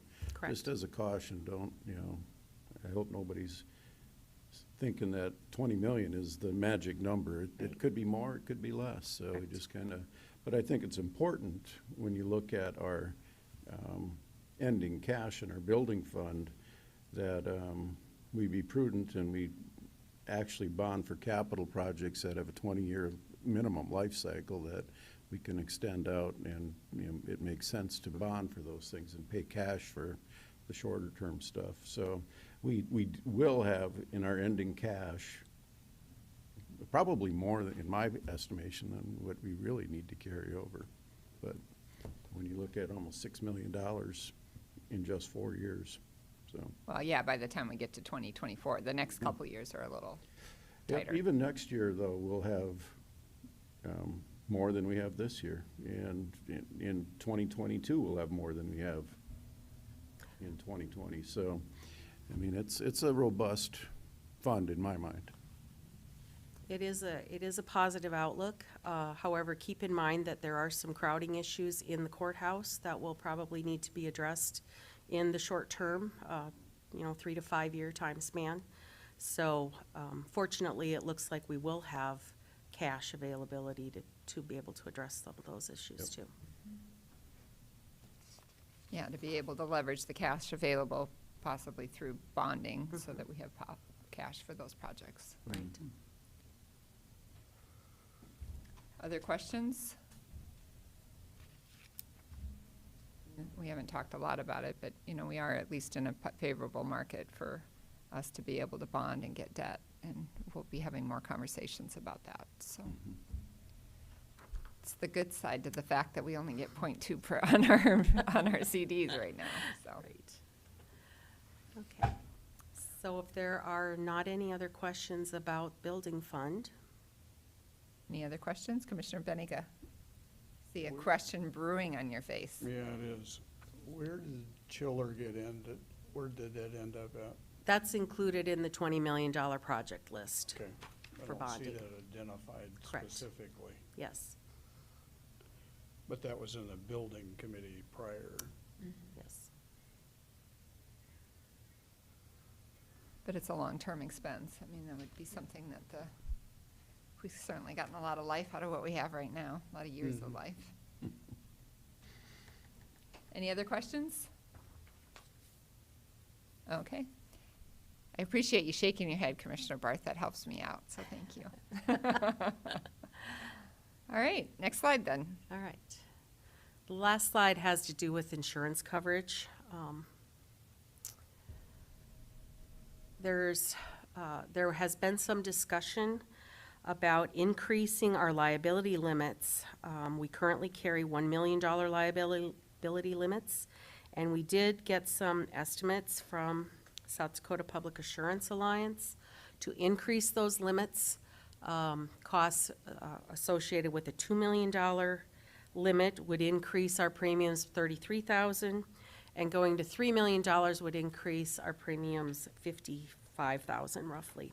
We did we chose the middle of the range increase of $2 million, and we built that into the projections that you've seen today. But that is a consideration for you for a budget adjustment if you so choose. The other insurance consideration is that we're anticipating an increase in our building insurance premiums following the fire claim that we settled on in 2020. Our building insurance premiums total $140,000 countywide. A 20% increase equates to $28,000. We are still working with our agent to try to determine what the most realistic impact would be, but we do think we will need to make some sort of budget adjustment for that. Commissioner Karski. Earlier, I saw where the jail expansion increased our premium by 22,000. Adding that on, is that 22 part of this 28, or that's, so, because we're gonna be getting rid of one structure, assuming, and then adding Yes, that adjustment is strictly to add the new building onto the policy at the current rate. 28,000 doesn't even factor in that additional building then? Or It does. It does? It does. Okay. The 28,000 includes the increase that we are seeing in 2020 for the new jail addition? The jail budget includes coverage for the jail addition at today's rates. The 28,000 is an increase over and above today's rates. That would include the jail addition. Okay, but it's new money. It's new money. Yeah. Good questions. Okay. Anything else on that? Okay. So that takes us to a presentation on Metro 911. We have Scott here, is that correct? Yep, thank you for being patient. We're running just a little behind, but we did make up some time.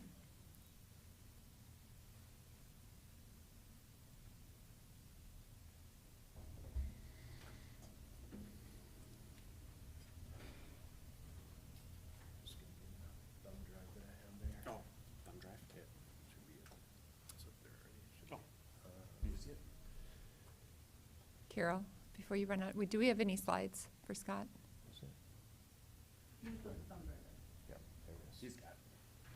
But it's not on Dropbox? No. Okay, that's what I just want to make sure. Thank you.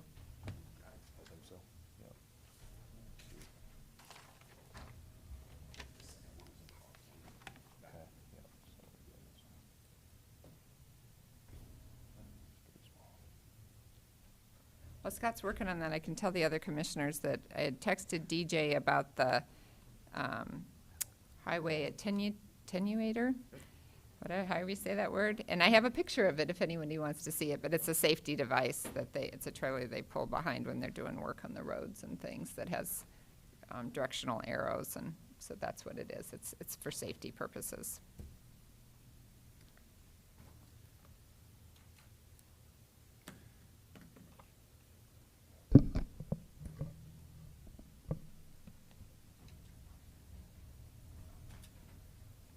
Okay, I think I'm ready. All right. Good morning, Perfect. Commissioners. Scott McMahon, Metro Communications. I do have a 2020 PowerPoint presentation that I have shown to the commissioners that are on the Metro Management Council Board, which is Commissioner Karski and Commissioner Banganaga.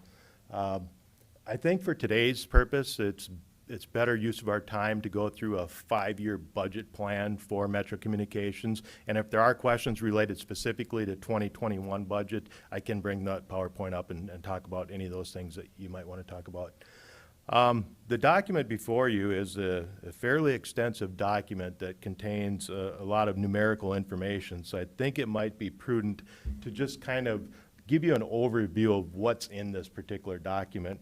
So looking at the screen over here, along the left and right-hand side, you'll just see the line numbers. Same over here, the line numbers. Across the top, you'll see the budget years. So 2019 actual, 2020, 2021, 2022. And then if I page down just a little bit here, you'll be able to see 2023, 2024, and 25 are across the bottom. Perfect, thank you. I think we're going to get a copy. Yeah. So this particular commissioner has older eyes. I'm struggling with the I did numbers a bring little my bit. Yeah. glasses as well today, so. I don't have one. I think we're going to get a copy, so thank you. Here's the next one, Cindy. Okay. You need just a minute to get some copies, you said? I think Or as should I- long as we're going to get one that we can take and look at later Okay. if we need to, that's going to be helpful. So I think you could go ahead and start unless anybody has objections. Okay. Okay. To continue the overview of this document then, what I'd like to start with is line 1, and I would like to start in this year's budget, 2020. And you can see that line 1 talks about 911 surcharges. These are the surcharges and incentive funds that we receive from the State of South Dakota 911 Coordination Board. And this year, that number is $2,656,866. Right next to that, you'll see a percentage change, 1.5%. Unfortunately, with surcharges in this state, PSAPs are having to deal with that difficulty of only seeing a minor increase in percentage changes each year. As a matter of fact, if you look ahead to 2021 and 2022, it's only a 1% increase. We actually had to drop that from 1.5 to 1 because of the fact that we're just not seeing much for growth in the line counts that make up the surcharges. As we have people listening, can you just explain what a PSAP is? 'Cause Sure. sometimes- I apologize. The PSAP is a public safety answering point. We have 28 of those in the state of South Dakota, and those are commonly referred to as 911 centers. We do not only 911 business, but administrative calls as well, usually for police and sheriff's departments. So again, in looking at 2020 budget, line 1, with the PSAP revenue, that equals about 51.4% of our budget right now today. But as you look ahead, that number is going to decrease, especially if you look in the 2022 column, it's 48.3% of our budget. So that would tell you that if there isn't any growth in the PSAP funds, that number is going to decline as our costs increase, and unfortunately, we're going to need more local support. There are some things that we can do to try and keep the local support level at a minimum, which is, of course, operational. Operationally, we can make some changes. We're also trying to establish partnerships. Partnerships is one way that we'll be able to try and keep the local support down.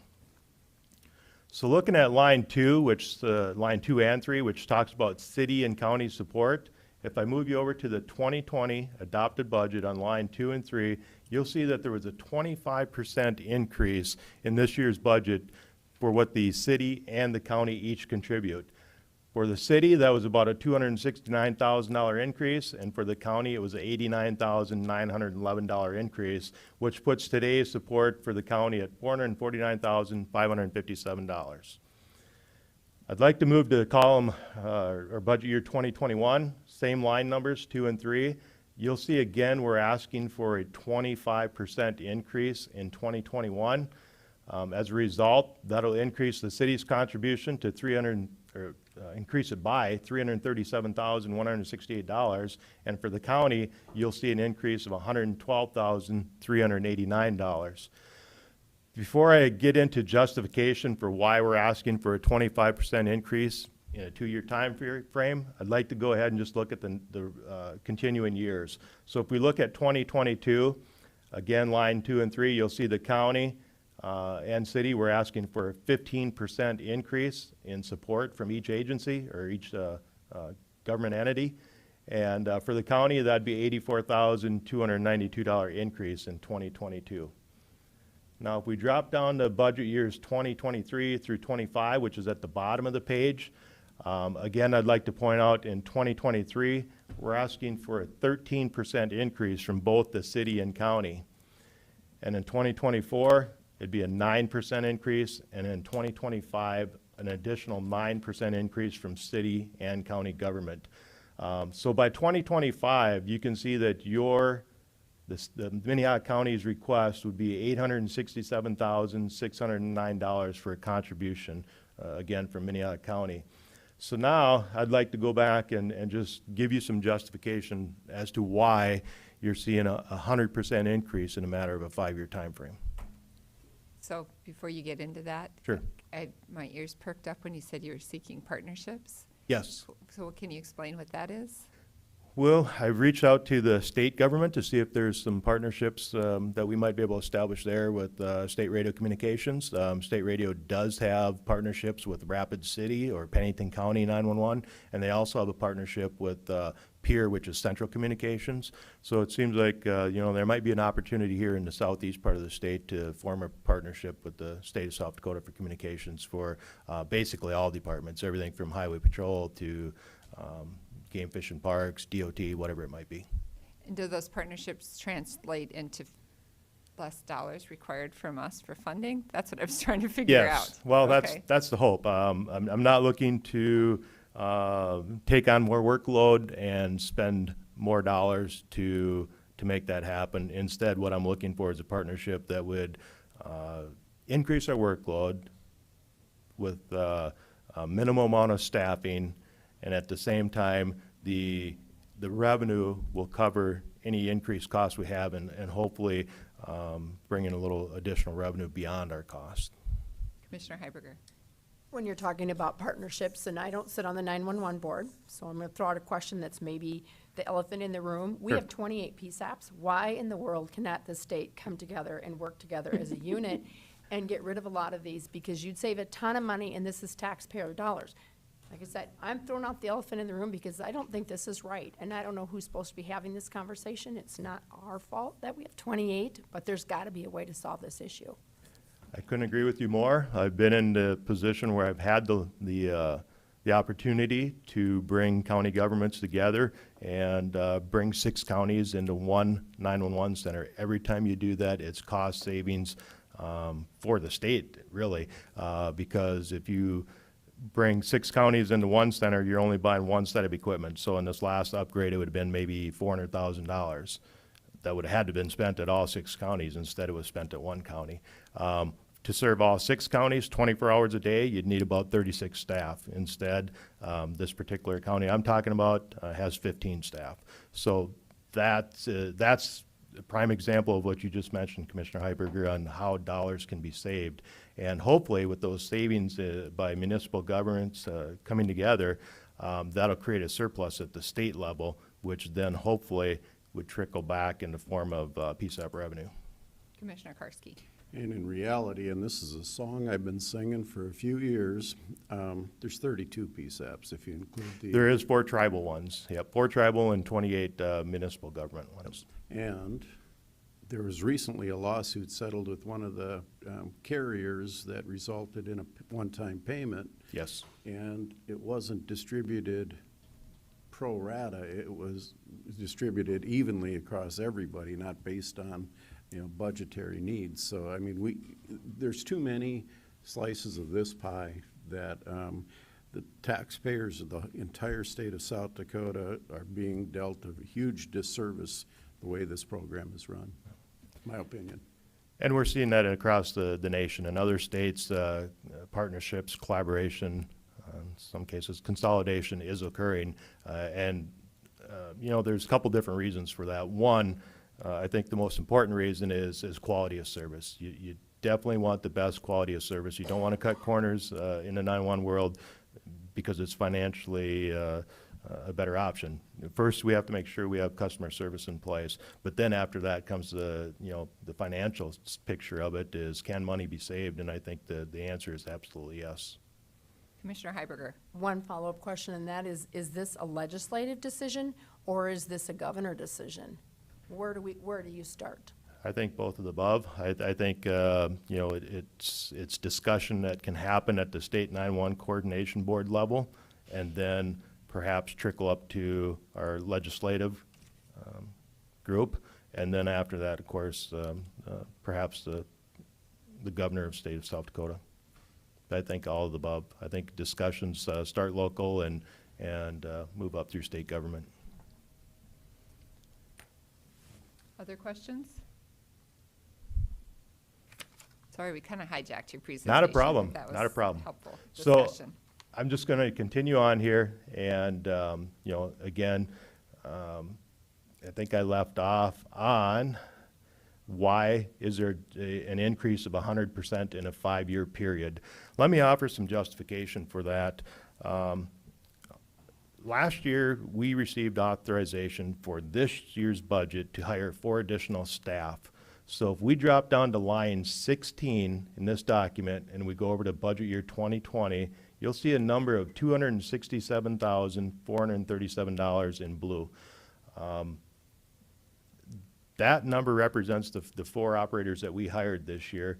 And we do have additional requests for years 22, 23, and 24.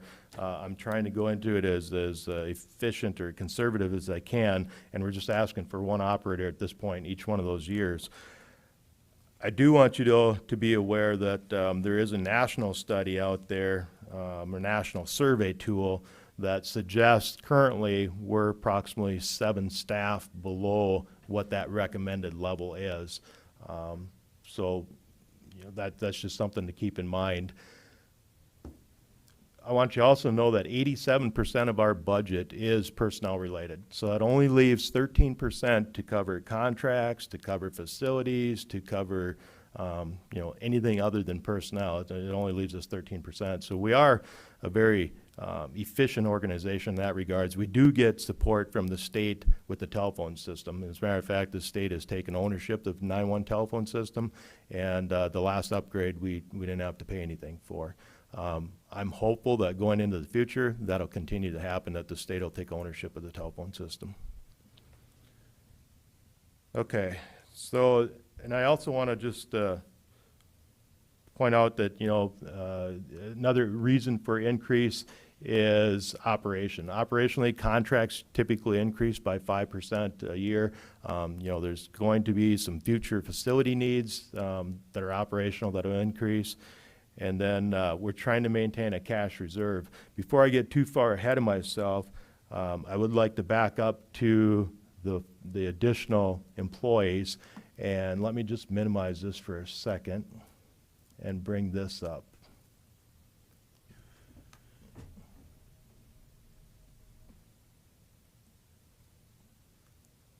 So one thing I'm trying to do is for the 2021 budget is get an increase of $73,000, which is the equivalent of 1 full-time employee, but I want to use that for for temporary staffing.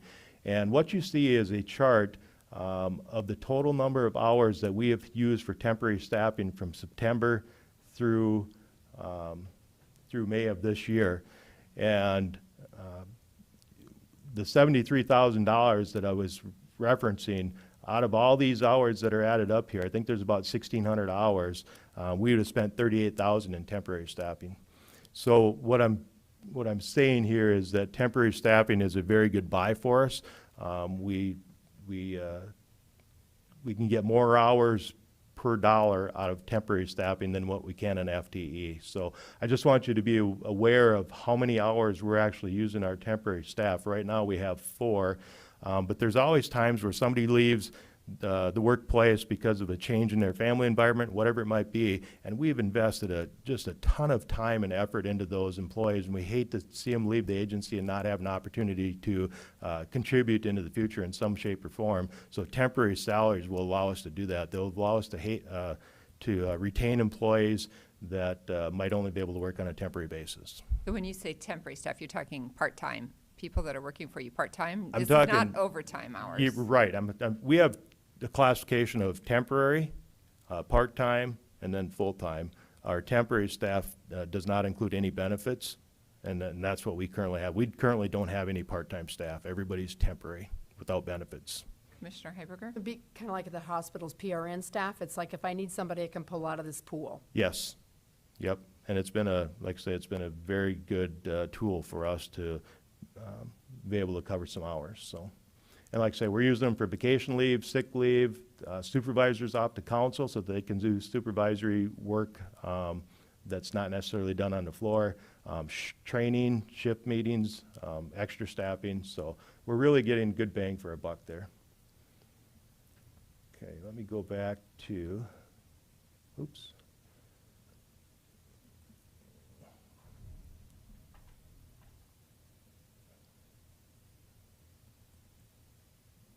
Okay, back to this document. I'm just going to move along a little bit more quickly here because I know there's a lot of information I want to mention. The other reason to justify support in your contributions is cash reserve. We're trying to keep a 15% cash reserve. So if you look at, let me page down here just a little bit.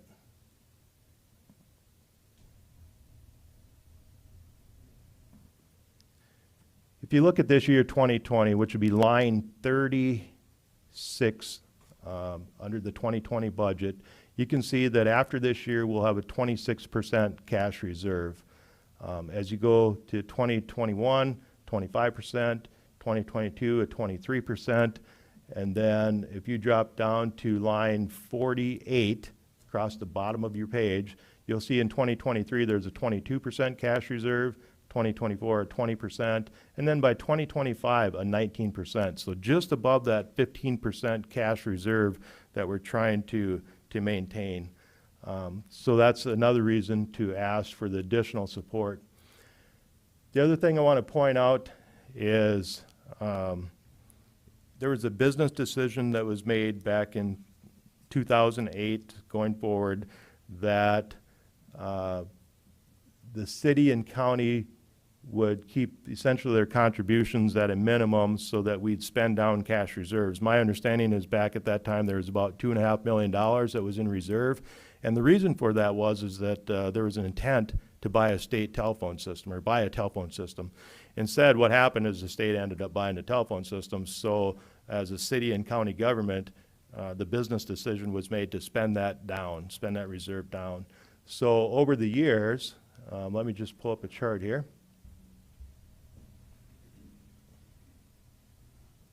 I can show you that the city and county contributions actually in 2008 were about the same as what they were in 2019. So there's actually a dip there for a while where the city and county contributions were less than what they were in 2008. And that happened in around that 2013, 2014 timeframe. So what we're doing today is necessary to keep us moving forward because of this period where you didn't maybe put in a 3% increase every year for the last 10 years. Instead, there was less contribution. So moving forward, we just need to make sure we stay caught up on that. The other thing, like I said, we talked about staffing. Staffing from 2008 to 2019, we increased by only three staff. Currently today, there's one operator per every 5,030 persons in our service area.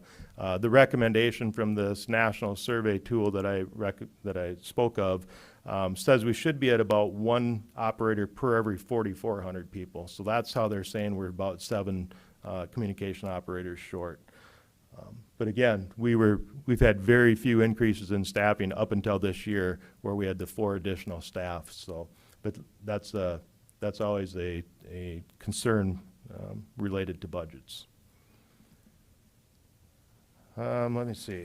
So we went through the increases. We went through where our reserves are going to be at. And I also wanted to point out that on line 47, by 2025, our reserves are going to be at that $554,000 range, which is, just slightly above that 15% of our budget. So that's the reason why we're seeing a 100% increase in 5 years, is to support operations, to support additional staff, to maintain that cash reserve. And, and starting in 2022, there will be some facility needs, which I'll talk about here next. But any questions on what you see up here in this particular chart? Commissioner Benninga. Scott, when does the surcharge sunset go away? That has passed where it will not sunset. It will stay as it is, the $1.25 per telephone line. But the number of telephone lines that we can track is frankly flat or going down. Correct. Which makes no sense from an audit standpoint, that for some reason telephones have gone to obviously mobile phones, and if somebody keeps their mobile phone from moving from Georgia, for example, to South Dakota, that revenue source does not come back to South Dakota, even if they're using those phones for 911 support here, correct? I believe if they change everything over like they should, their address information and all that, that revenue should come to us. Should, but it does not. Sometimes there's occasions where things don't get changed over and we don't always see that revenue, but for the most part, it's set up to have that revenue come to us. What I would like to comment on in reference to surcharges is just what you said. Back in 2012, 13, maybe even a little bit before then, you were seeing a transition where back in around 2010, 80% of the households had a landline. That flipped. Now it's 80% of the people have cell phones and only 20% maybe have a landline.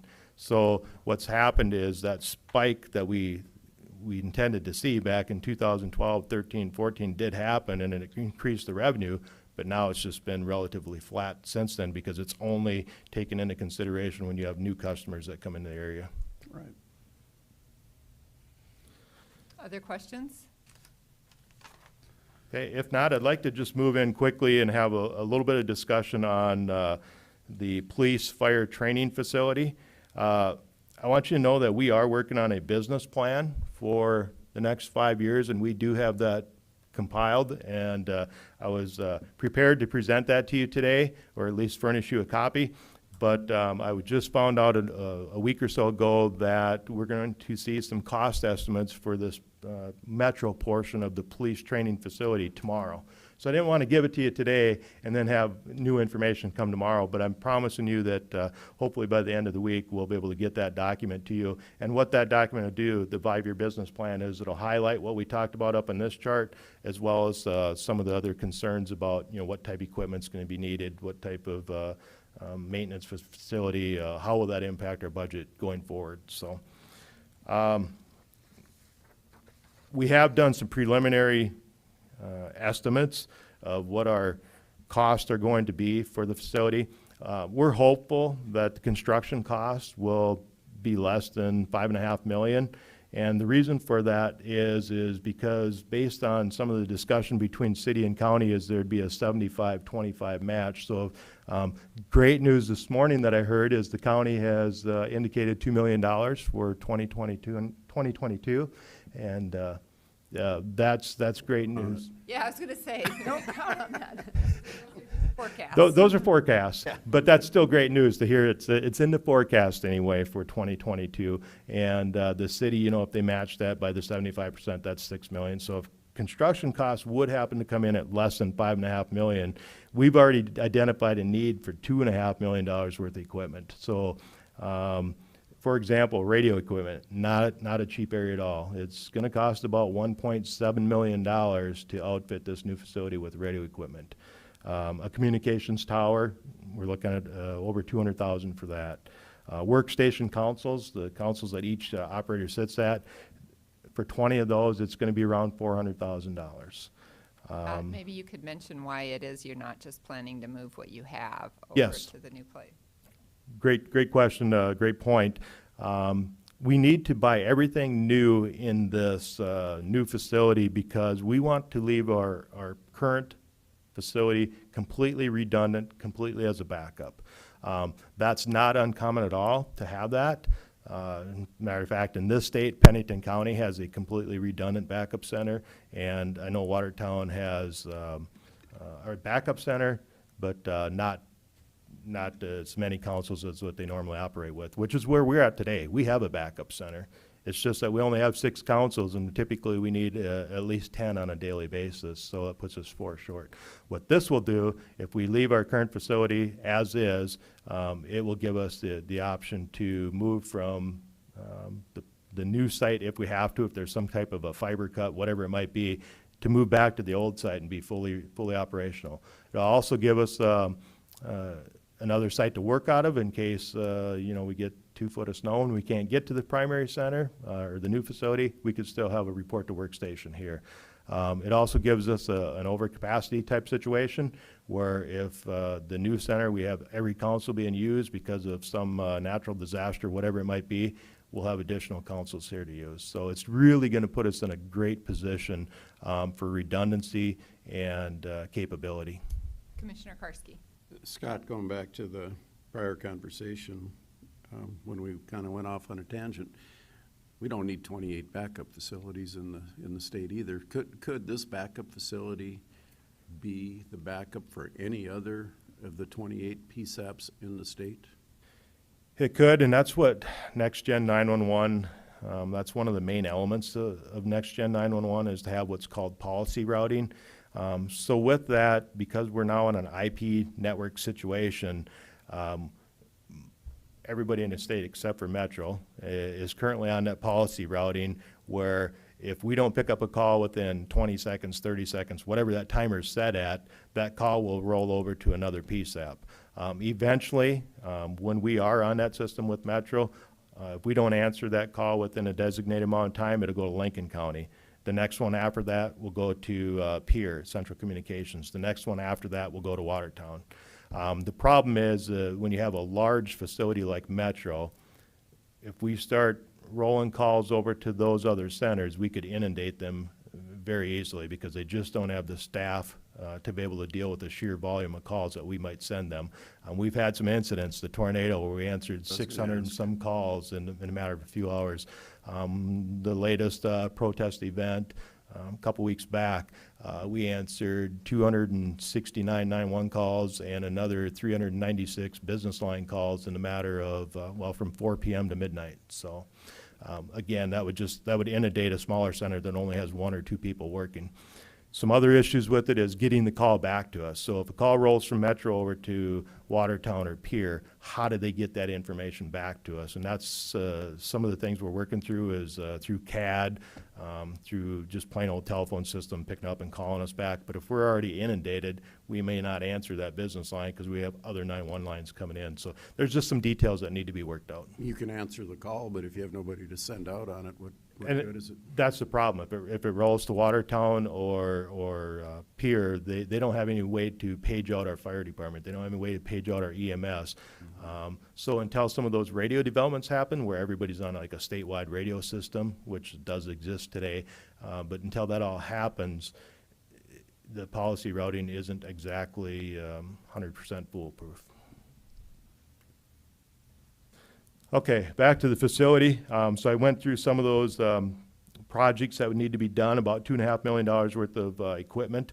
But also there's going to be some annual recurring costs, and I just wanted to cover those quickly with you. We have visited with the city. They have given their stamp approval on this chart that's up there on the screen. But also, we've had some discussions about what would be expected of Metro for this new facility. And we're talking about $40,000 in janitorial support, $60,000 for shared utilities, and then we're going to have some additional expenses of our own because we're now taking care of 2 facilities for like broadband, for Motorola support. We're looking at about $42,000 additional in maintenance contracts for Motorola. Logging recorder, which records all our telephone and radio traffic, we're looking at about another $20,000 a year in contractual support. So we are going to have, roughly $150,000 a year in annual expenses because of moving into a new facility. So just wanted you to be aware of what we know today, and that will all come to you in that business plan as soon as we get the information plugged in. Otherwise, if there's any other questions I can answer today, I certainly will, but I think that's a good snapshot overview of where we are for the next 5 years, and I think we'll be in good position with your continued support. And I just wanted you to understand, though, why we're asking for those increases of 25, 25, 15, 13, 9, and 9.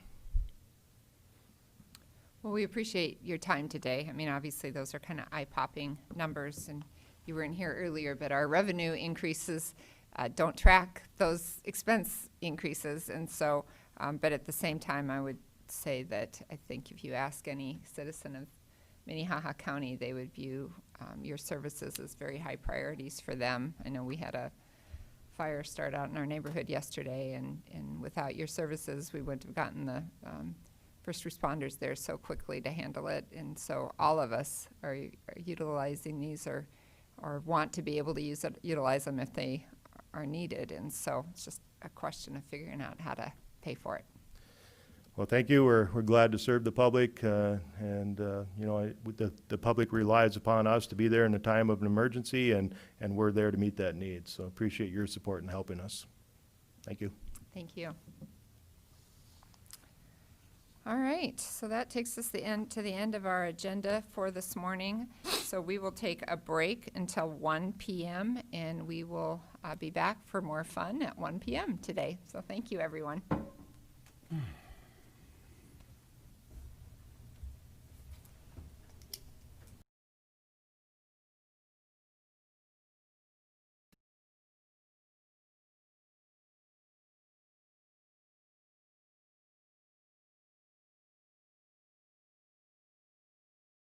Metabank get renamed. I'm going to go ahead and call us to order. Thank you all for coming back. I always think it takes a lot of bravery to come back for the second session of budgeting. And so, but we will go ahead and get started, and Monty's going to give us a little munis deposition or demonstration,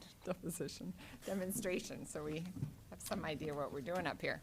Good afternoon. On your laptop, you should have Munis already open. If at any point in time you need help, I'll be here this afternoon to help you out. I don't know how much you'll need it, but I'll just give you just a quick demo.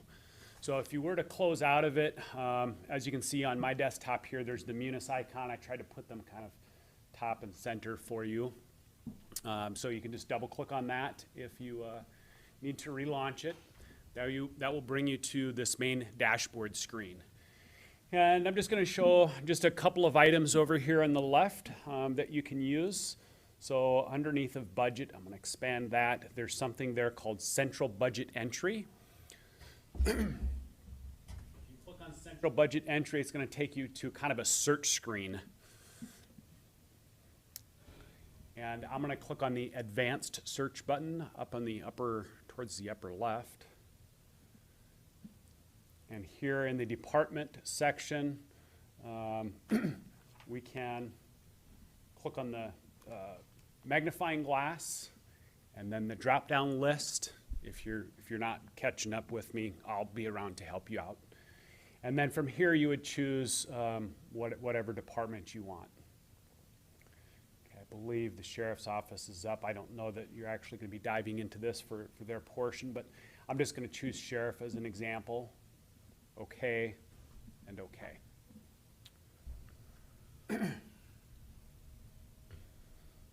So here for this budget then, you can kind of scroll through. Some departments may put other items, attached files and whatnot. A lot of them probably don't have additional documentation, but you can kind of scroll through these. This department, the sheriff's office, has enough entries that it looks like I've got a page 2. So down at the bottom, if I click on the 2, it takes me to the second page.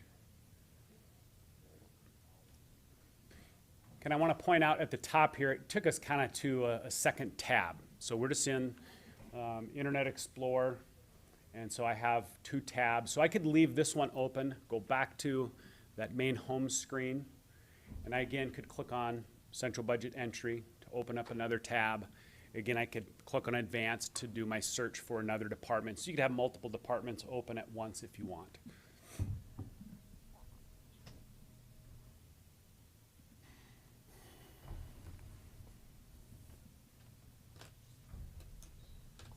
I'll just open one more department up here. Monty, you might want to filter it to expenses a little also. Okay, thank you for that tip.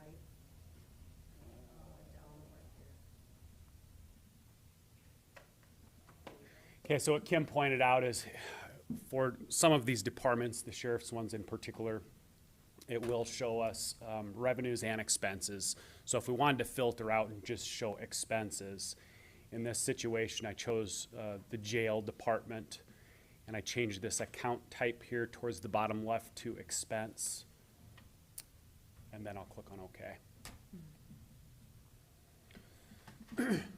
So to my point earlier, now I have a second tab here with the jail up, central budget entry here in my second tab. It's kind of, once I choose that department, it's kind of hard to see which department is which. I'm going to go back to my home screen. Tell me how you got to the expenses again, which, this Meg? Yep, so back on one of my tabs here, when I go into, click on Advanced Search. Yep. Down here in the bottom left, there's... Type, oh, it's on the far side, okay, thank you. And if you get multiple of these tabs open, it's going to be easy to get confused on which department is on which tab. So back on this first original tab at the dashboard, you have a link for org code listing. If you click on that, you'll see the different org codes and what department those codes are for.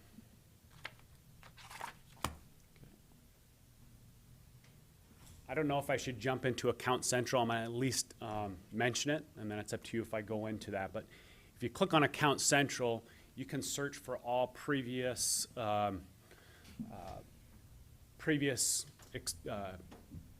purchases. So you can drill into invoices if you want, or just look at the amount spent per line item, if you will. So there's a bunch of information in there if you so choose to do that. And if you want a demo of that, I can give a quick demo. And Monty, you can link to that if you're in central budget entry. Mm-hmm. Go back to that. Okay. And just click on the blue Yeah. account name, and that's gonna take you directly to Account Central. I'm going to pick something else here.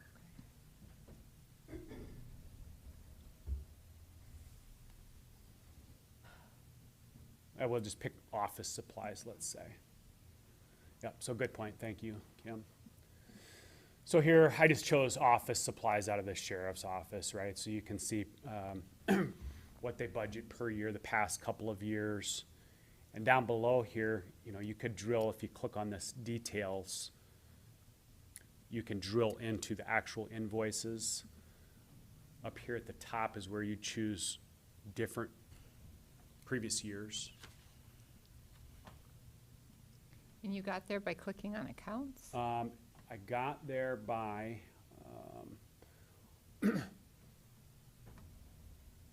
You click in on, the, yep, on this description tab here in central budget entry. If you click on one of those, it will launch another tab, which is actually Account Central. And then from there, you can, again, drill further into actual invoices if you want.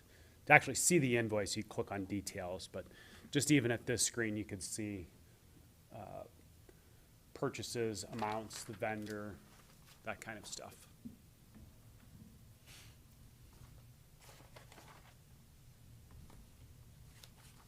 Anything else you can think of, Kim? You're not giving us a test afterwards, right? And I will be here, so just raise your hand if you want me to come through and help you with anything. All right. Any other questions for Monty? Everybody but me is an expert up here, so we're ready. All right. Thanks for your time. Thank you. All right, so then according to our agenda, we are going to go into presentations regarding the new positions that are requested. And we're going to start with the sheriff, which includes the jail.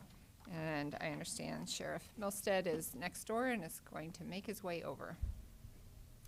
Like magic, he appears. Thank you. Good afternoon, Commissioners. Mike Milstead, your sheriff.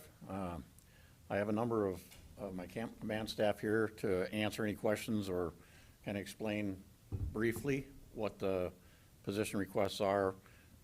Grant expiring position, a reclass, and so to start with, I have Captain Joe Bosman, who will speak to a couple of the items, and then I'll be in the room on standby. Chief Deputy Gromer will follow up Captain Bosman, and then Captain Walsh is on Zoom, should you have any questions about the reclass. So we'll start with Captain Bosman.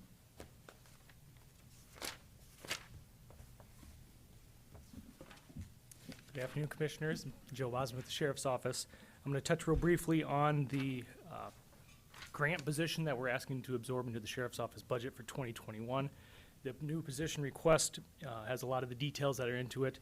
This is a federal COPS grant that was awarded to us mid-2018, and it's a 2-year grant.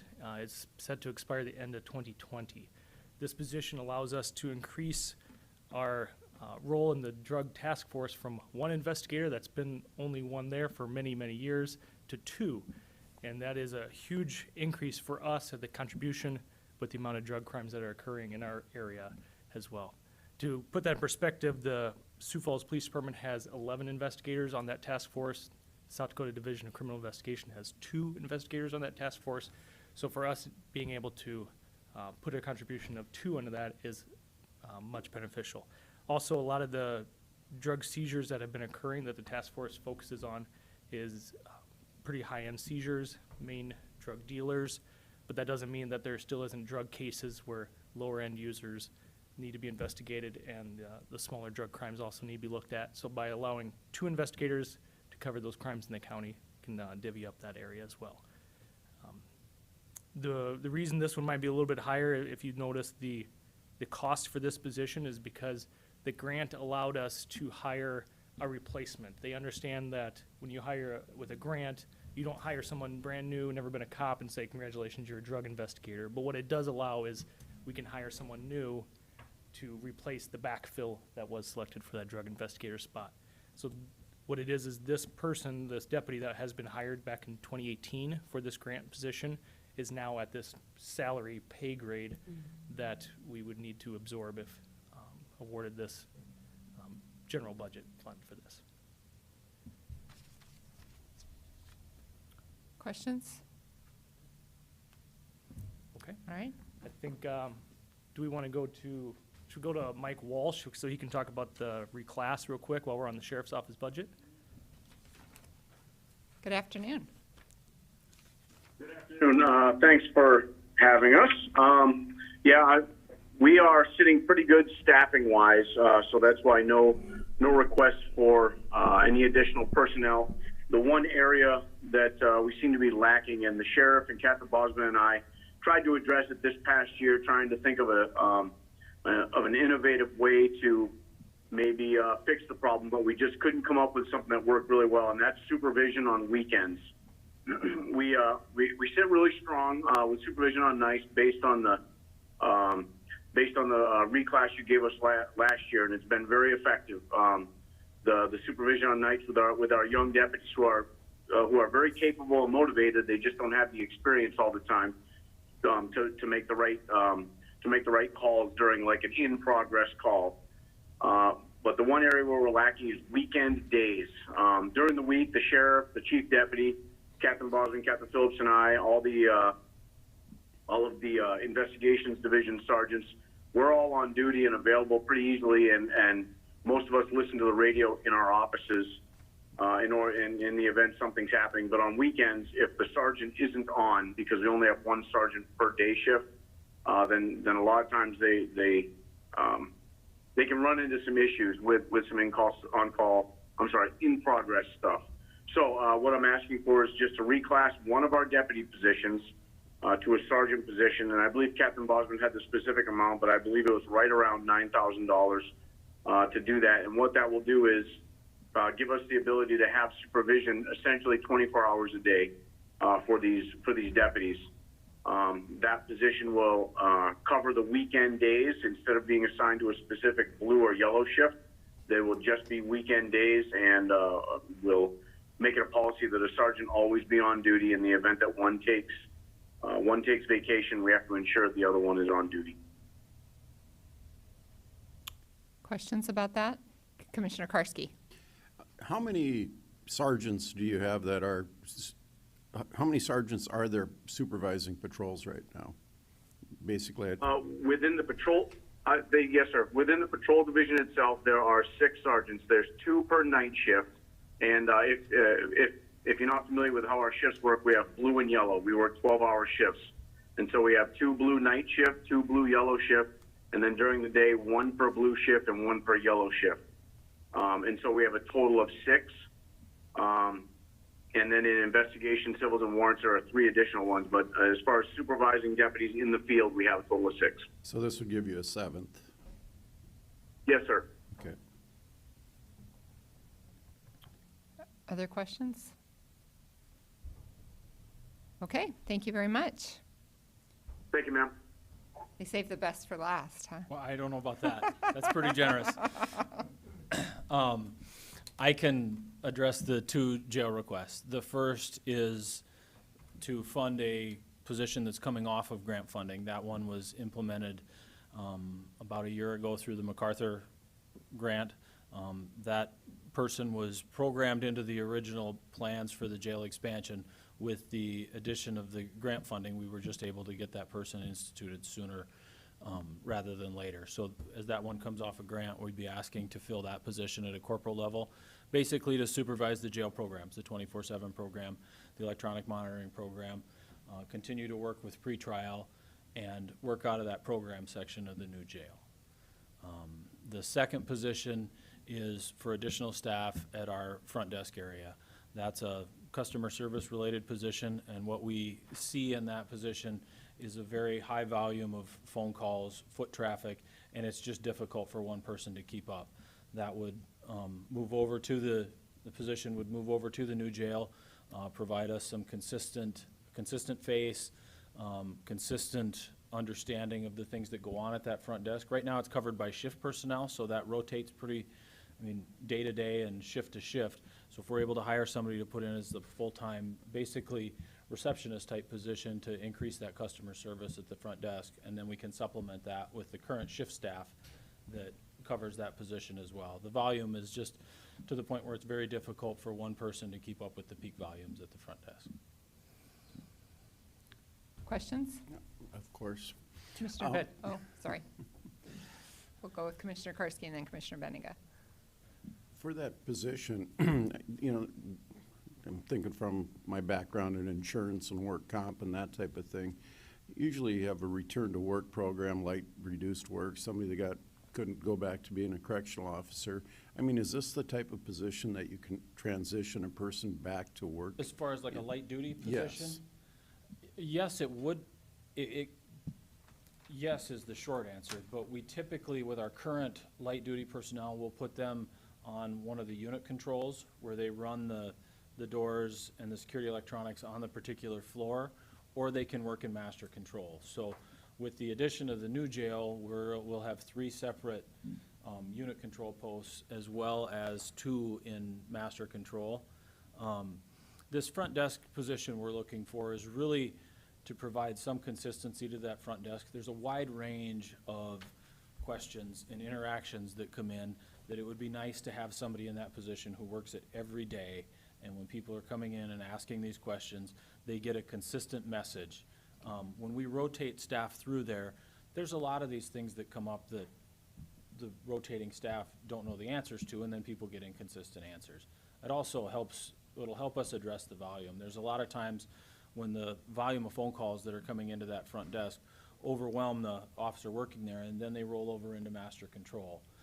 I'm not a huge fan of master control focusing on phone calls when they have the volume of traffic inside the jail that I'd rather have them monitor. Appreciate it. You answered both questions, and I'm glad to hear you have a All right. return to work program and that way. Thank you. Commissioner Benega? Jeff, just a quick question on, excuse me, the correctional systems operator has a base salary of about 35, and then the estimated cost is 55 about.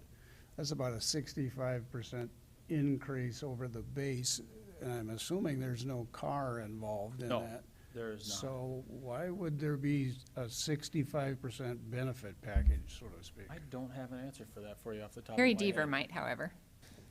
So, It's OSI, SPRS. Oh, thank you. 15,000 for life, for health and dental insurance. basically the retirement The- benefit. The benefit package. Okay, thank you. Awesome, I was able to get it answered right away. Anything else? Other questions? All right. All right, thank you. Okay, so next up is the state's attorney, Crystal Johnson, who I saw earlier, so I believe is out there somewhere. Hi. Hello, good afternoon. Usually I say good morning, good afternoon. My name's Crystal Johnson. I am the Minnehaha County State's Attorney. This year I requested 1 legal office assistant position for our office to help kind of get us up to speed, help us get caught up. As we talked about before, I've reorganized the office into our felony divisions. One of the things that our attorneys spend a lot of time doing are non-legal work, whether we are missing files, if it's something that went into court yesterday, got passed to today, we end up spending a lot of time looking for files that if we were adequately staffed in the front end, it would be things that we wouldn't have to spend so much time on. Our legal office assistants answer the phones. They print off in the morning, they print off all the police reports of people who are in custody for our attorneys to review. Our digital technicians and our investigators print off the NCIC report, which is a criminal history, because a lot of times in charging decisions, we got to know what their history is to know whether it's a misdemeanor or a felony charge. So then our legal office assistants have to match all of those up. They get them to the appropriate people who are making the charging decisions that day. They get them returned to them, and then they have to have everything filed, typed up and filed with the clerk of courts by 10:30 in the morning. We currently have 10 legal office assistants. 2 of them work solely with the A&N division, working on abuse and neglect cases, which involves getting paperwork filed, submitting notices for parents, putting notices in proper publications that have the A&N pending. One of them works solely with our juvenile division. I believe our juvenile division, as of last month, had 1,700 open files. We have 168 open open A&N cases, And then the other 7 LOAs are designated for the adult criminal prosecution, and then our civil LOAs. Our felony legal office assistants each are assigned 5 attorneys, except for the one who does grand jury preparation, and so they average approximately 2,000 files for their 5 attorneys. Most of our attorneys carry somewhere, I'm on the low end of 176 open files, and then we have attorneys who have upwards towards 700 open files. And so then they have to work on getting discovery provided. If there's any legal paperwork that needs to be filed, they prepare that and get that ready to go. They help locate cases when they get ready to go into court. Every single day, we have at least 3 courtrooms going between first appearances. Then we have a pretrial conference courtroom, and then we kind of have a plea and sentencing courtroom. So we have 3 courtrooms that we have going every single day, that we have to make sure we have all the files ready to go on those. And so then it's pulling files, getting all that information on top, and then still dealing with the public, still answering the phone, still working with the attorneys. And so when we look at kind of the overall office structure, that's one of the holes that I think is probably most glaringly obvious. We have 2 paralegals who actually do advanced clerical work, advanced legal office assistant work with circuit court, docketing files, and preparing those judgments. And it would be nice if we could focus them on doing paralegal work and assisting the attorneys, and then being adequately staffed for legal office assistant. Commissioner Benega. Crystal, how many open files do you have total? I mean, you gave us some numbers, but I can't add that quick. No, but if I had to look, if I can do my math quickly,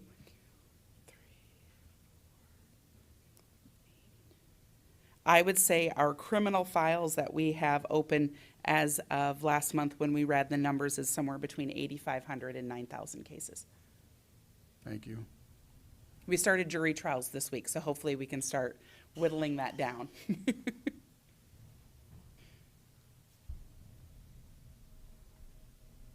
Other questions?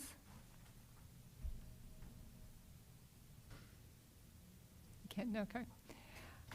All right, I think that's it. Okay. Oh, Commissioner Heiberger, I couldn't tell if you were trying to ask a question or not. See if that was the end, but I apologize if I wasn't listening in the beginning, but who is talking about the juvenile diversion office coordinator in the state's attorney's office? No one? We have, the juvenile diversion coordinator is not a new position. I know, but it's on grant funded, and so I didn't know if anybody was speaking to it, or are we just gonna go for the flow, and I don't care, but I know where I am, but. So, to Crystal's benefit, you know, she was really probably, and this would be my bad, told to talk about new positions she was requesting. Okay. And so, you know, the issue, and I appreciate that we pulled out all these positions, these grant-funded positions this year, so we could all keep better track of them, because they are all challenging in the sense that they all seem like a good idea, and a particularly good idea when somebody else is paying for them. But then when we run into a situation where they may or may not be funded again, which is where we are with several of these positions right now, whether we can keep them or not. And I guess, Kim, does the budget you provided this morning, does it include any of the grant-funded positions? That's what I thought. Yeah, so they're already included, and right now we're really focusing on whether we'd add new positions in or not. Thank you for the clarification. And I know we had applied for the one, I think that would be under the sheriff's office, the adult diversion coordinator that we had applied for, and I don't think we've heard word on that grant at this point with the public and safety challenge. That's for the next round of money. Okay. Thanks, Crystal. All right, thank you so much. Thank for you. coming down. Okay, so that takes us to the Public Defender's Office, and I know Tracy Smith is here as well.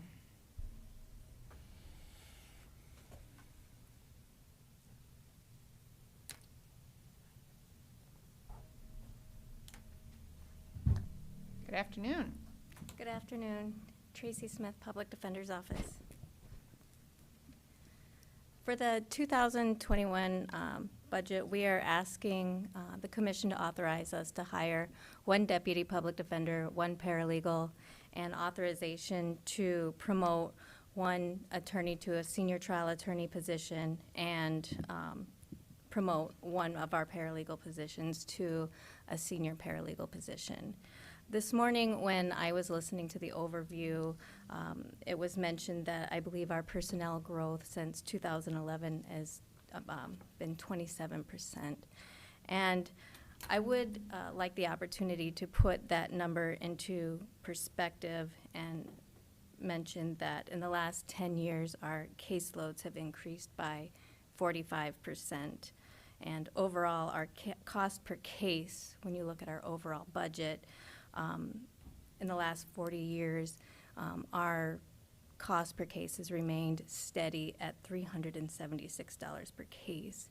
It is imperative when we consider when our office can't handle cases and outside private counsel has to be appointed, that cost is significantly higher and jumps up at a cost per case of $1,216 per case.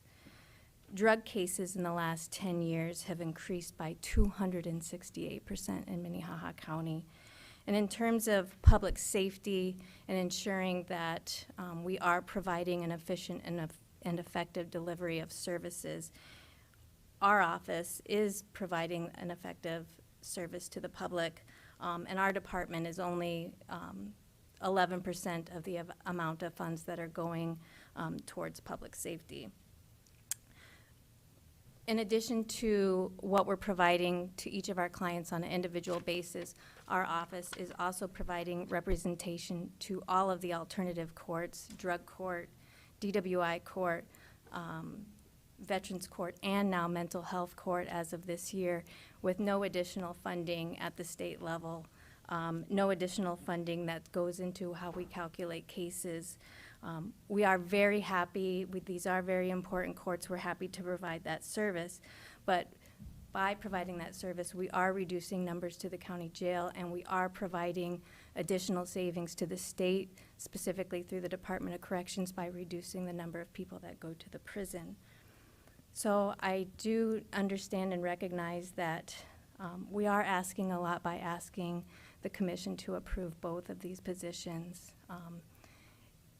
Given the limitation that the commission has right now, if it comes down to choosing, we would ask the commission to consider stagger starting, maybe to consider authorizing us to start the paralegal position in January, and then maybe due to, with the situation with the bar exam, the students often get their results in March and September, maybe authorizing us to start the attorney position later in the year, instead of simply saying you only get one. We are willing to consider that. We have, because of the COVID pandemic situation, we have held off on hiring positions when we haven't had an immediate need, when the court system was slow, and when we want to have interns that we really, really like. We have in the past held off on hiring students until they get their bar results. So we do feel that that would be a viable option instead of not authorizing both of those positions. From our annual report in 2019, we do base our request for positions on that report. We do currently have 26 attorneys. In that report, we projected a need for 36 full-time positions based on our caseload. So we do feel that limiting our request to one attorney and one paralegal is recognizing the limitations that the county has right now with the current financial constraints. The concern that we have is also if we are not providing adequate staffing, the problem is habeas cases go up. If we are not providing quality representation, clients get upset. They ask the court to appoint the public advocate's office, and we have to withdraw. Or they file an application for habeas corpus, and then those cases drag out longer. And then the post-conviction matters can be very time-consuming for both the civil division for the state's attorney's office, and so things have to be done twice or much longer. So it is much more cost-effective if we have sufficient time to visit with our clients, to talk to them, to make sure that their needs are being met. And as representatives of Minnehaha County, we want to make sure that we're representing clients the way they should be represented. As far as the promotional requests, we have changed, as Crystal indicated, we have made changes as to how we assign cases. We have a felony violent division. We also have a nonviolent division. It's helped with how we train new attorneys when they're coming up to start felonies for the first time, so that they aren't automatically assigned to violent felonies where people are facing life in prison. We've also assigned senior trial attorneys to supervise each of those divisions so that they have better training in each of those divisions. With the request for the additional senior trial attorney position, because we are working with so many specialty courts now, with the drug court, the DWI court, it just makes much more sense to have a supervising attorney helping out to ensure that we have best practices and standards and procedures in place, so that each of the attorneys on those courts are following the same protocol. Any questions? Questions for Tracy? Not for Tracy, but maybe for Kim, if I could. Okay. Kim, are the increases to deputy or to senior trial attorney and to supervisor, are they factored into one of those? No. Not factored into any of our assumptions then? No. Okay. They were treated just like a new position request, and they are excluded from the projections right now. Full amount or just for the increase? The increase amount. Just the increase, okay. What are those increases, do we know? They're on that slide that Carrie provided this morning. If you Okay. go, Total about 15,000. Yeah. There were three Okay, proposed okay, reclassifications. okay. Tracy, to reclassify the attorney was $4,255, and for the reclassify the paralegal, it was $3,054. And that's not factored into either, or no, it is factored into the original requested amount. They're considered All- like new positions. Yep, It's okay. money So we have to add in. then for Tracy, you were saying that you could live with, or it would be acceptable to add a position for an attorney later in the year? How late in the year? Are we talking August, September? Yes, if it were to come down to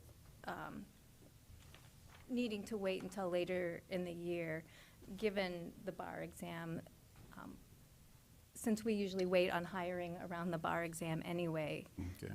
we would do that. September is when they would be getting their results back, whether they Right. pass the bar.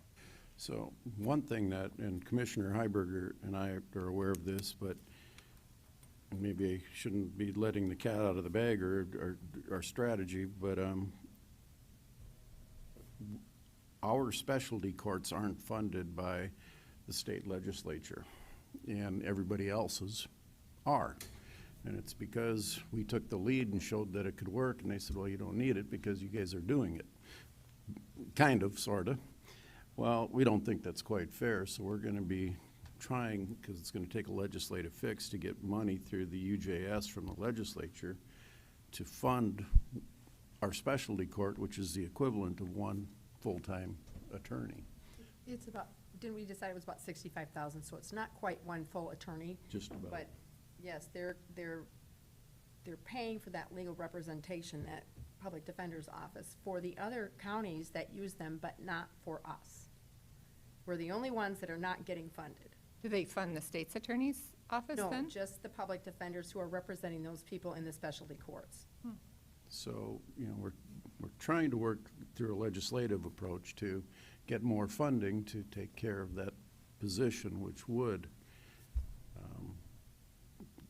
help reduce some of the budget constraints of adding this person to the public defender's office. So kind of an FYI, I guess, for everybody to be aware of. But at the earliest, that would likely not be here until Next July. July, yeah. I mean, 'cause, yeah, it's So typically. half of next year. And that's why I asked under the about best the, of circumstances, yep, okay. the implementation of that, so. So legislatively, I mean, I've talked to Craig a little bit to Carol about it, and this would be a Minnehaha County bill. We'd have to get one of our own representatives here to sign on to a bill for us, because the association won't do it, because we're the only ones that aren't getting it, and so it's a specialty for Minnehaha County, so we can't get support from SDACC as far as the whole association, because it only affects us. Even Pennington's getting funding. Even Pennington's getting funded. In fact, they were the first ones that came out and said, we can't do this because you aren't giving us any money, so.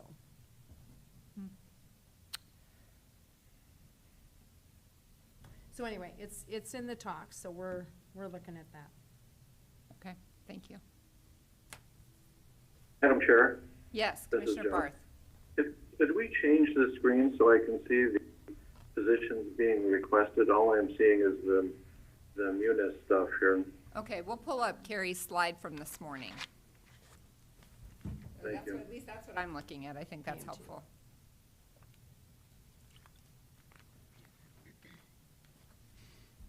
All right, are there other questions for Tracy?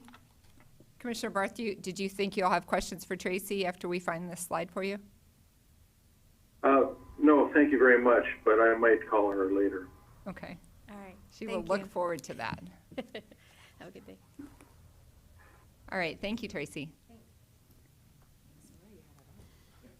All right, so the next item is a elections position requested by the auditor's office.